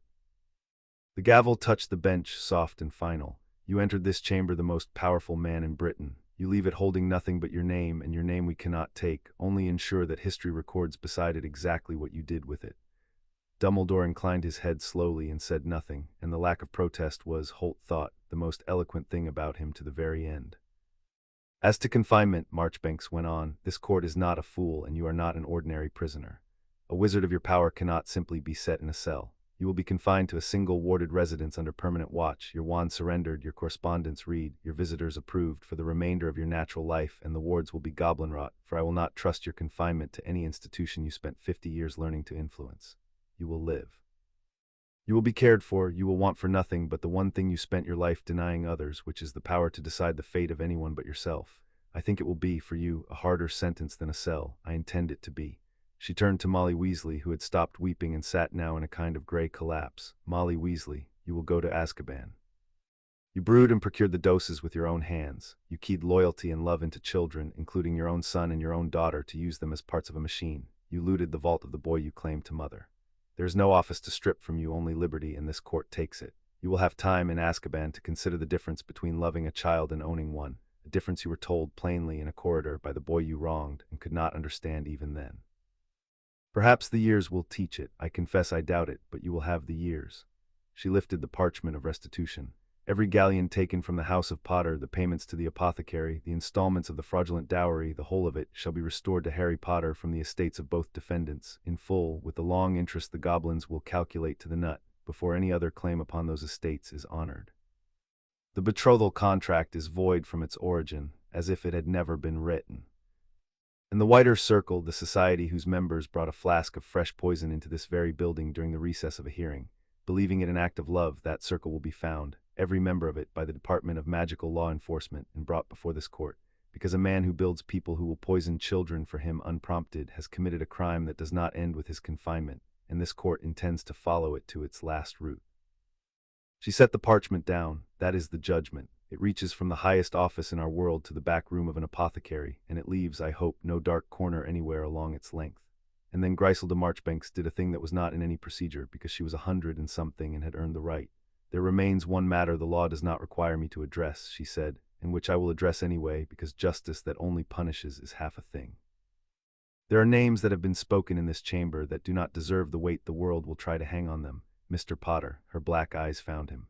You asked when this began to be allowed to speak for yourself. You have earned the right to speak for others. If there is anything you wish this court and this watching world to hear before we rise, the floor is yours, and no one will take it from you.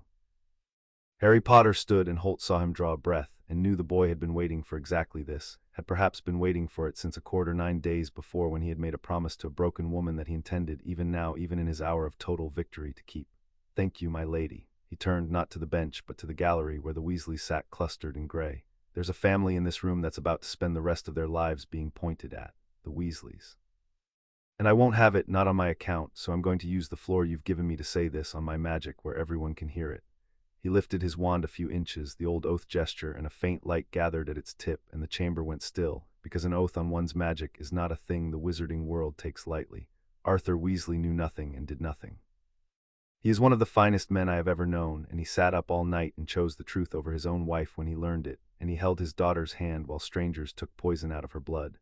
Ron Weasley was dosed by his own mother to be a worse friend to me and fought free of it and chose to be my brother anyway, freely, which is the bravest thing anyone in this whole affair has done. And Ginny Weasley, his voice gentled.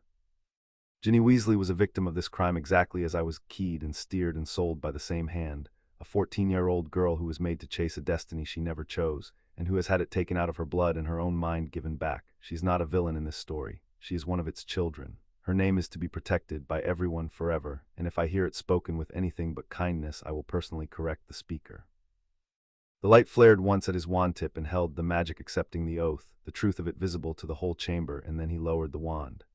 There, now it's on the record on my magic where it can't be twisted. The crime was done by 2 people. It was done to a great many more, and most of them were children, and some of them were Weasleys, and I will defend the innocent ones with everything I have, because that is the entire point of being free. You get to choose who you stand for.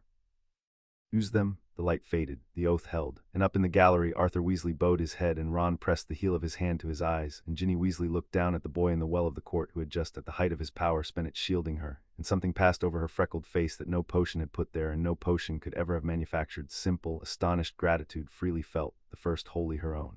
It was, Holt thought, the answer to the man in blue. Albus Dumbledore had stood in this same well an hour before and explained that a person could be a quantity, that a child could be arithmetic, that the one might rightly be spent for the many. And here in the same spot with the same chamber watching, the boy he had built into a weapon had picked up the one power Dumbledore had never been able to leash, the power to choose freely whom to protect, and used it not to spend a person but to shield one publicly at cost to no one's safety but at risk to his own dignity, for nothing but the fact that it was right and that he had decided it. That was the difference. That had always been the difference. And the whole watching world had just seen it, side by side in the same square of floor, the man who did arithmetic on children and the boy who refused to. Marchbanks lifted her gavel a final time. "This court has done its work in the light," she said. "Let the prisoners be removed and let the world remember what it saw here, not only what was done to a child, but what the child did with his freedom when at last he had it. This court is adjourned." The gavel came down and it was over, and the great machine of consequence ground into motion around them. Oars moving, the press surging, the gallery rising in a roar, but in the center of it Harry Potter stood quiet and free, and watched them come at last to take Albus Dumbledore away. They let him have his last words because Marchbanks had decreed it, and because the Aurors, like everyone else, had stopped being able to refuse Harry Potter anything in that chamber. He met them in the holding antechamber behind the well, where Albus Dumbledore stood between two guards with his wand already surrendered, an old man in deep blue with nothing left but his name. The roar of the great room was muffled here to a sea sound through the stone. Harry came in alone. Sirius had wanted to come, and Harry had asked him not to, because this was the one conversation in the whole affair that belonged to no one else. For a moment they simply looked at each other, the man who had built him and the boy who had unmade the building. "You wish to speak to me," Dumbledore said at last, and even now his voice held that terrible gentleness, the warmth that had moved nations, banked low now but not gone. "I am glad. I had feared you would let them take me without it, and I find I did not want that. Whatever you believe of me, Harry, you were never a stranger to me. That much, at least, was real." "I know it was," Harry said. "That's what I came to say, the first thing." He stood easy, hands at his sides, and the cold in him was not cruelty, it was clarity, the clarity of a man who has finally seen a thing whole. "You did love me. I'm not going to stand here and tell myself you didn't, because it would make this easier and it wouldn't be true. You loved me the way a man loves a sword he's forged, proud of the edge, careful of the temper, grieved every time he has to use it. That's real love. It's just not love for a person, it's love for a thing you made. And the most frightening discovery of my whole life, Professor, is that those two feel exactly the same from the inside, and that you went to your grave never once able to tell them apart." Dumbledore's eyes, blue, still piercing, still fathomlessly sad, searched the boy's face. "And yet you cannot dispute the arithmetic," he said softly, and there it was even now, even stripped of every office, the certainty rising in him like water finding its level.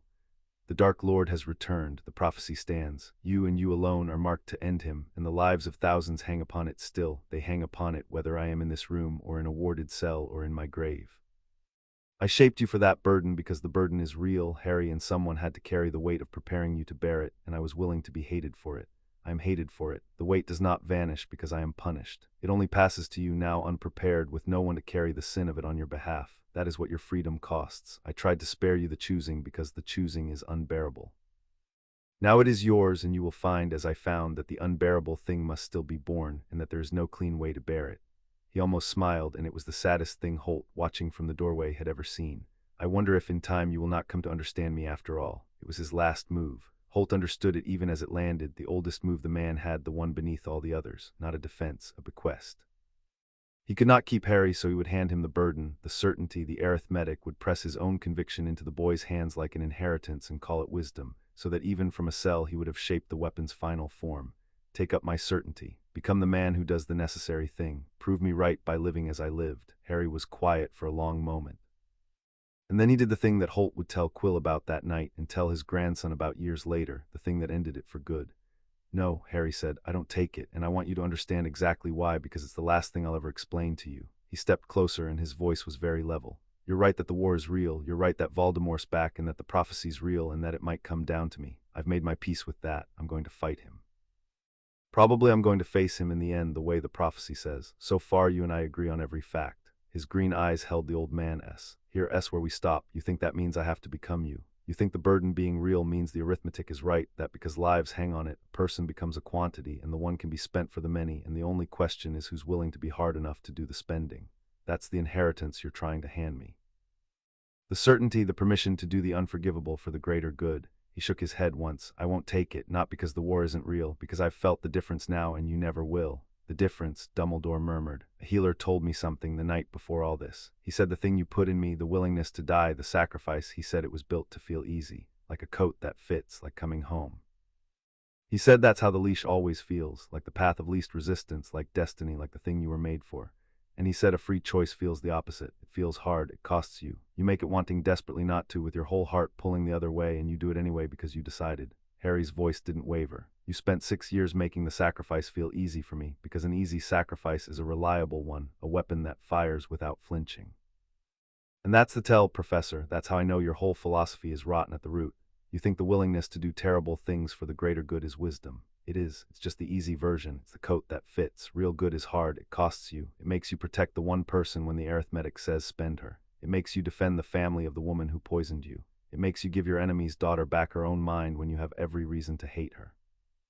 None of that is efficient. None of it serves the greater good. All of it is hard, and I chose every bit of it, wanting not to, and that's how I know it's mine. He stepped back. You taught me patience, drop by drop, and I used it on you. Now you've tried to teach me your arithmetic in this room at the very end, and I'm going to use that on you too by refusing it in front of the only witness who matters, which is me.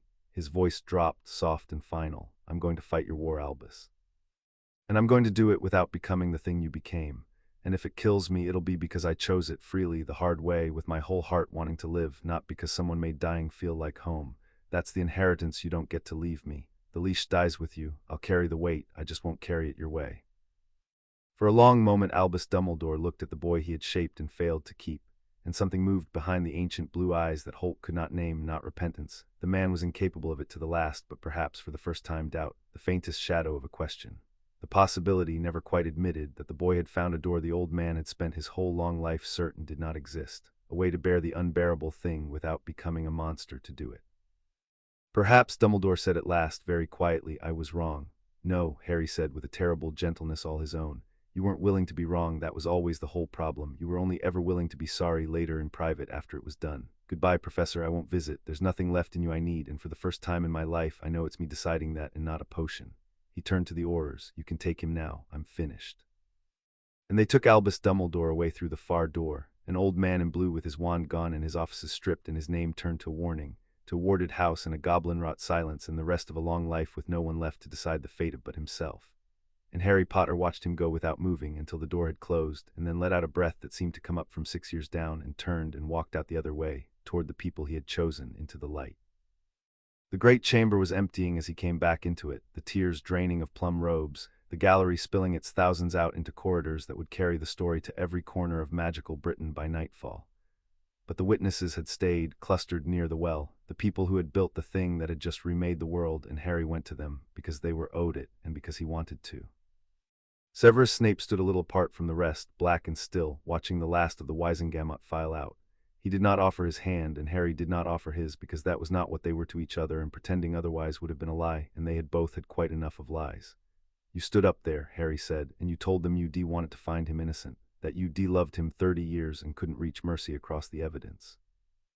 That was the thing that broke the room, Professor, not the goblin, not even the letter. You, the one man who had every reason to lie for him, refusing to. He paused. I don't think we're going to be friends. I'm not asking to be, but I wanted you to know I saw what it cost you and that I won't forget it.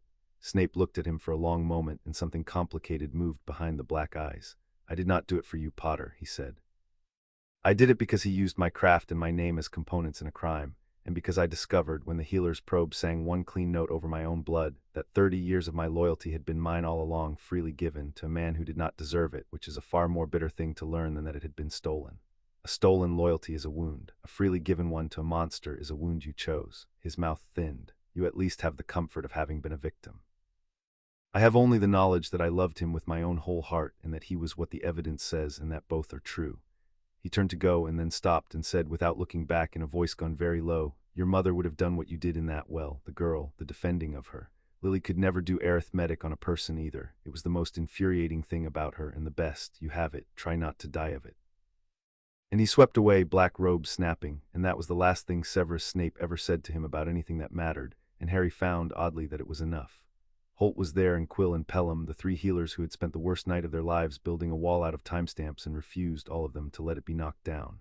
Harry went to them, and to his own quiet surprise found his throat tight, because these three he did owe more than he could ever pay. "Healer Quill," he said, "you signed your name when you could have gone home to your roses too. You called me a boy who was kept stupid, and you were right, and you said it to a court without flinching."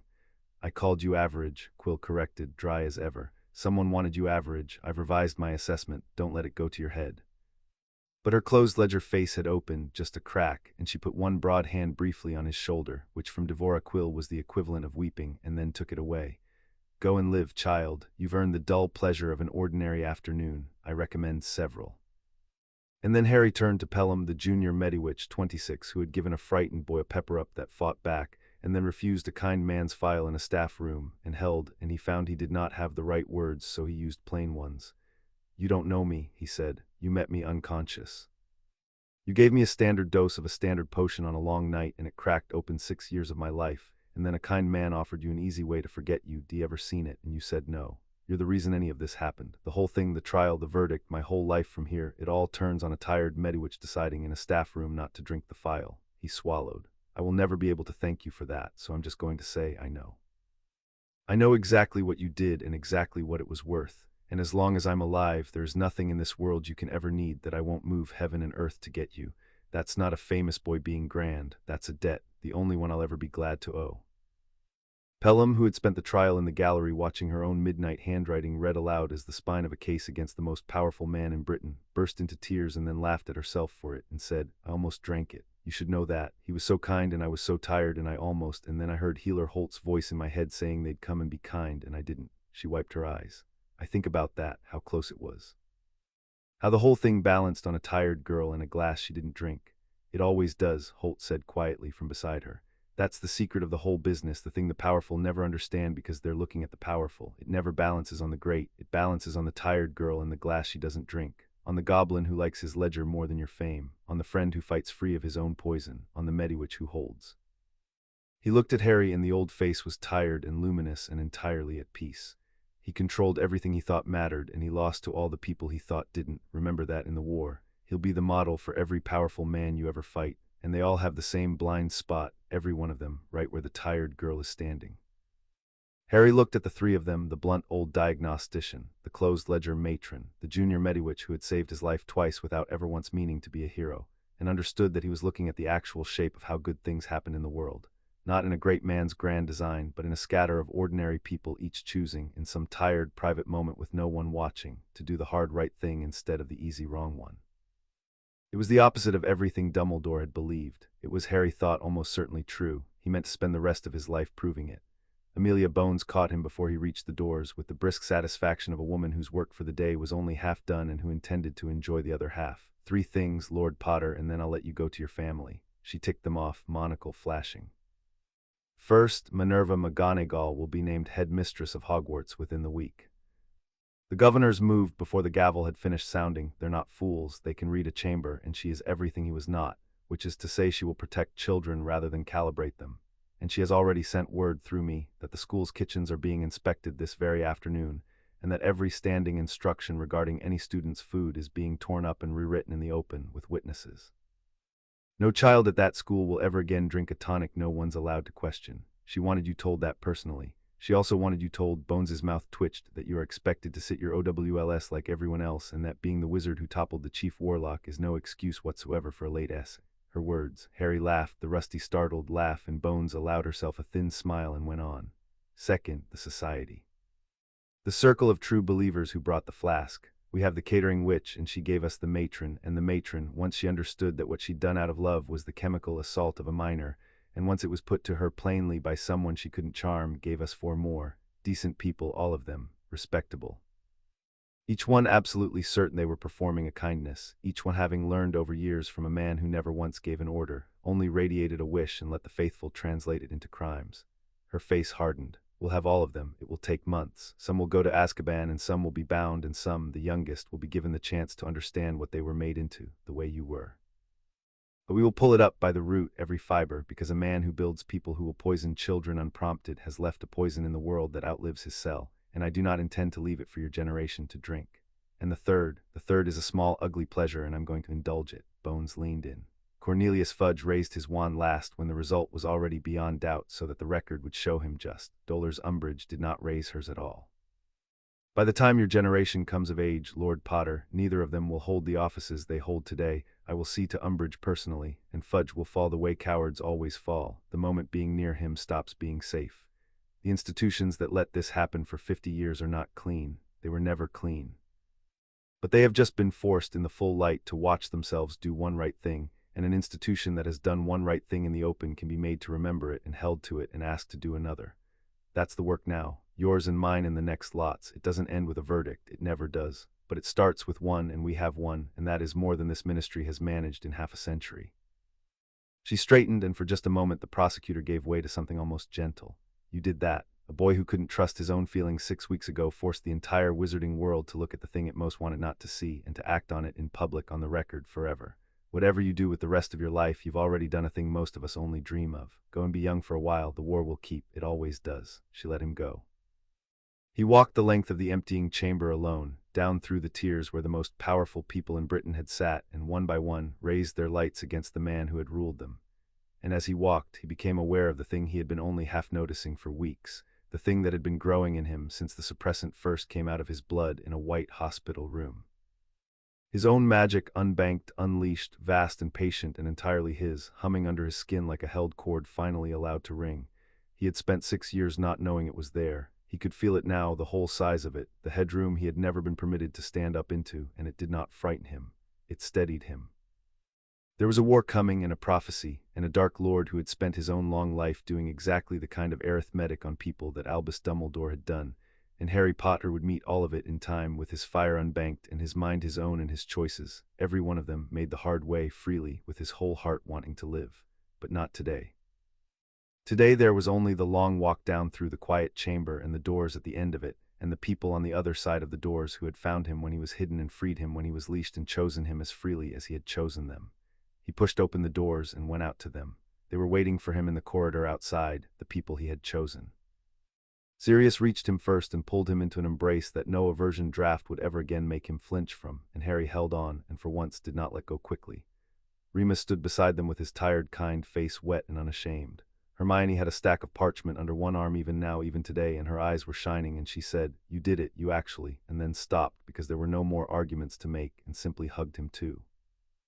And Ron stood a little apart for a second, his family's grief and his own freedom warring in his freckled face, and Harry crossed to him and gripped the back of his neck the way he had on the worst day and said, "Only the ones who did it. I kept my word. Your dad's a hero in the record now, and Ginny's safe, and you're my brother, and that's all true, and it's all on my magic." And Ron's face crumpled and cleared, and he gripped back and said roughly, "Yeah, you did, thanks, mate." For all of us, and that was the whole of it between them, because between brothers it did not need more. Amelia Bones found him as the press surged against the Auror line, quills screaming, 1,000 questions hurled at the boy who had toppled the greatest wizard alive. She put herself between Harry and the worst of it, monocle flashing, and said low, "You don't have to say anything to them. You've said everything that mattered in there where it counts. You can walk out the back and let them shout at an empty doorway." Harry looked at the wall of quills for a moment, then he shook his head. "No," he said, "I spent my whole life being a story other people told about me. I think I'd like to tell one myself just once in my own words where everyone can hear it, then I'll go home." He stepped up to the Auror line, and the corridor went slowly, quiet, 1,000 quills hovering, and Harry Potter looked into them and said only this. "For 6 years people decided who I was, drop by drop, and told the world a story about a boy they'd built. That's over now. I'm not the boy who lived, or the chosen one, or anybody's weapon, or anybody's son, or anybody's destiny. I'm Harry. I make my own choices now about who I trust, who I love, who I fight, and how. The first choice I ever made, free and clear and entirely my own, was to refuse to disappear quietly so that powerful people wouldn't be embarrassed. You all watch me make it. Whatever happens next in the war that's coming and after it, I'll make those choices too freely, the hard way, and you can write whatever story you like about them, but it'll be a story about things I actually chose for the first time in my life. That's all. Thank you for watching. Go home to your families. Hug the children. Ask them sometimes what they actually want. It matters more than you know." And then he turned and walked out, and the quills did not follow because for once there was nothing to chase. The boy had simply told the truth and left, a free man, in the plain afternoon light. The restitution arrived within the week. The goblins were nothing if not prompt, and the House of Potter was restored to more than it had ever held. the looted gold returned with its long interest, the fraudulent contract erased as though it had never stained the ledger. Harry signed the papers as Lord Potter, emancipated head of his own house, with Sirius's hand on his shoulder and Ironclaw's grudging goblin approval, and then he gave a great deal of it away to St. Mungo's anonymously, for the funding of the diagnostic ward and a chair of forensic medicine that he asked, in the one condition he attached, be named for no one, because the man he would have named it for would have hated the fuss. Holt found out it was him only because goblins keep careless secrets when they think the secret is to someone's credit, and he never told the boy he knew, and the chair was endowed, and that was the end of it. Ginny Weasley wrote to him a month later, a short letter, her own hand, no destiny in it. She said she didn't know yet what she felt about anything, that everything was growing back slowly and strangely, that some days she missed the certainty even knowing what the certainty had been, which frightened her. She said she didn't expect anything and wasn't asking for anything. She said only, "Thank you for giving me my own mind back and for standing up for my name when you didn't have to, and that whatever she turned out to be, once it had all grown back, it would at least be hers." Harry wrote back that that was the only thing that mattered, that he hoped she'd take years, that there was no contract and no leash and no destiny and never would be again, only two people who'd survived the same thing and might, someday, with no pressure and no potion, simply find out if they liked each other. He didn't know if anything would come of it. He found with a quiet astonishment that never quite left him, that not knowing felt like freedom, and that freedom, even the uncertain kind, was sweeter than any certainty anyone had ever poured into him. He went to see Holt once before the summer ended at the small house with the roses the old healer had nearly retired to. They sat on the step in the evening, the two of them, the way they had sat on the steps of the Black House the night before everything, and for a while they didn't talk. Then Harry said, "I wanted to say thank you, properly, not for the trial, for the wrong potion." He smiled. "You gave me a pepper-up that fought back, and it gave me my whole life. There's no thank you big enough for that, so I'm just going to say it badly and hope you understand." "I understand," Holt said. He looked out at his roses, at the long gold evening. "I've thought about it, you know, the accident. Pelham's hurried dose, the one thing they never accounted for, the crack in a thing they'd built for 6 years to be perfect. It was luck, it was nothing but luck." He turned the brass chronometer over once in his hand, the old instrument that had counted the strata in the boy's blood. "And then I think, no. They built a child so loyal and so docile and so editable that no one would ever question it, and they were right, no one ever did. But they couldn't make you stop being furious underneath it, and they couldn't make a Mediwitch lie when she saw you convulse, and they couldn't make me look away once I'd looked, and they couldn't make a goblin love them or a potions master forgive them or a girl no one thought worth poisoning fail to destroy them. They controlled everything they could see, and it turned out everything they couldn't see was the part that mattered." He put the chronometer away. "It wasn't only luck, Harry, the luck got it started. But the thing that finished it was a room full of people, none of them controllable, all of them deciding freely, one at a time, to do the hard right thing instead of the easy wrong one. That's the only force in the world strong enough to beat a man like that, not power. He had all the power, just ordinary people choosing in the light." He glanced sideways. "Don't forget it in the war that's coming. He'll have power, you'll have the other thing wins in the end. It's slower and it costs more and it wins." Harry was quiet a while. Above them the first stars were coming out over the roses, and far off to the east the moon was rising, and there was that night the faint copper shadow of an eclipse beginning at its edge, the earth's own dark slipping slowly across the bright face of it. "Look," Harry said. They watched it together, the shadow crossing, the silver dimming to dull red, the slow swallowing of the light. For a few minutes the whole world went strange and ruddy and close, the way it does, the moon hanging there eclipsed and bloodied and small. And then, exactly as it always does, the shadow began to slide away on the other side, and the first true silver came back at the moon's far edge, thin and clean and certain, and widened, and the light came back, all of it, brighter somehow for having been gone, until the moon hung whole and white and ordinary in the summer dark, as if nothing had ever crossed it at all. 6 years, Harry said, watching the light come back. It felt like that, like something had slid across in front of me and dimmed everything down to that dull red, and I never even knew the light had been brighter once because I couldn't remember it any other way. I thought that ruddy half-dark was just what the world looked like." He let out a slow breath, and then it slid off, and the colors came back. "That's the part no one tells you about being free. It's not that it feels like winning. It feels like the moon coming out from behind the earth, like seeing the actual color of things for the first time and realizing you've been looking at a shadow your whole life and calling it the world." Holt said nothing, because there was nothing to add to it, and because the boy was right, and because some things a man only earns the right to say by having lived them, and this boy had earned every word. They sat on the step a while longer, the old healer who had refused to look away and the boy who had come out from behind the shadow, and watched the recovered moon climb the sky, and did not talk about the war, though it was coming and they both knew it, and it would be terrible. There would be time enough for the war. Tonight there was only the light coming back, and the roses going dark and sweet in the cool, and a free man sitting easy beside a friend he had chosen, under a sky that no one ever again would be permitted to dim on his behalf. The eclipse passed, the light held. And Harry Potter, who had been built in the dark and woken in the light and had walked, free and clear and entirely himself, out of the longest shadow of his life, tipped his head back against the door of an old man's house, and looked up at the whole bright wheeling sky that no one had given him and no one could take away, and for the first time in his life chose simply to be glad. Chapter 7 End.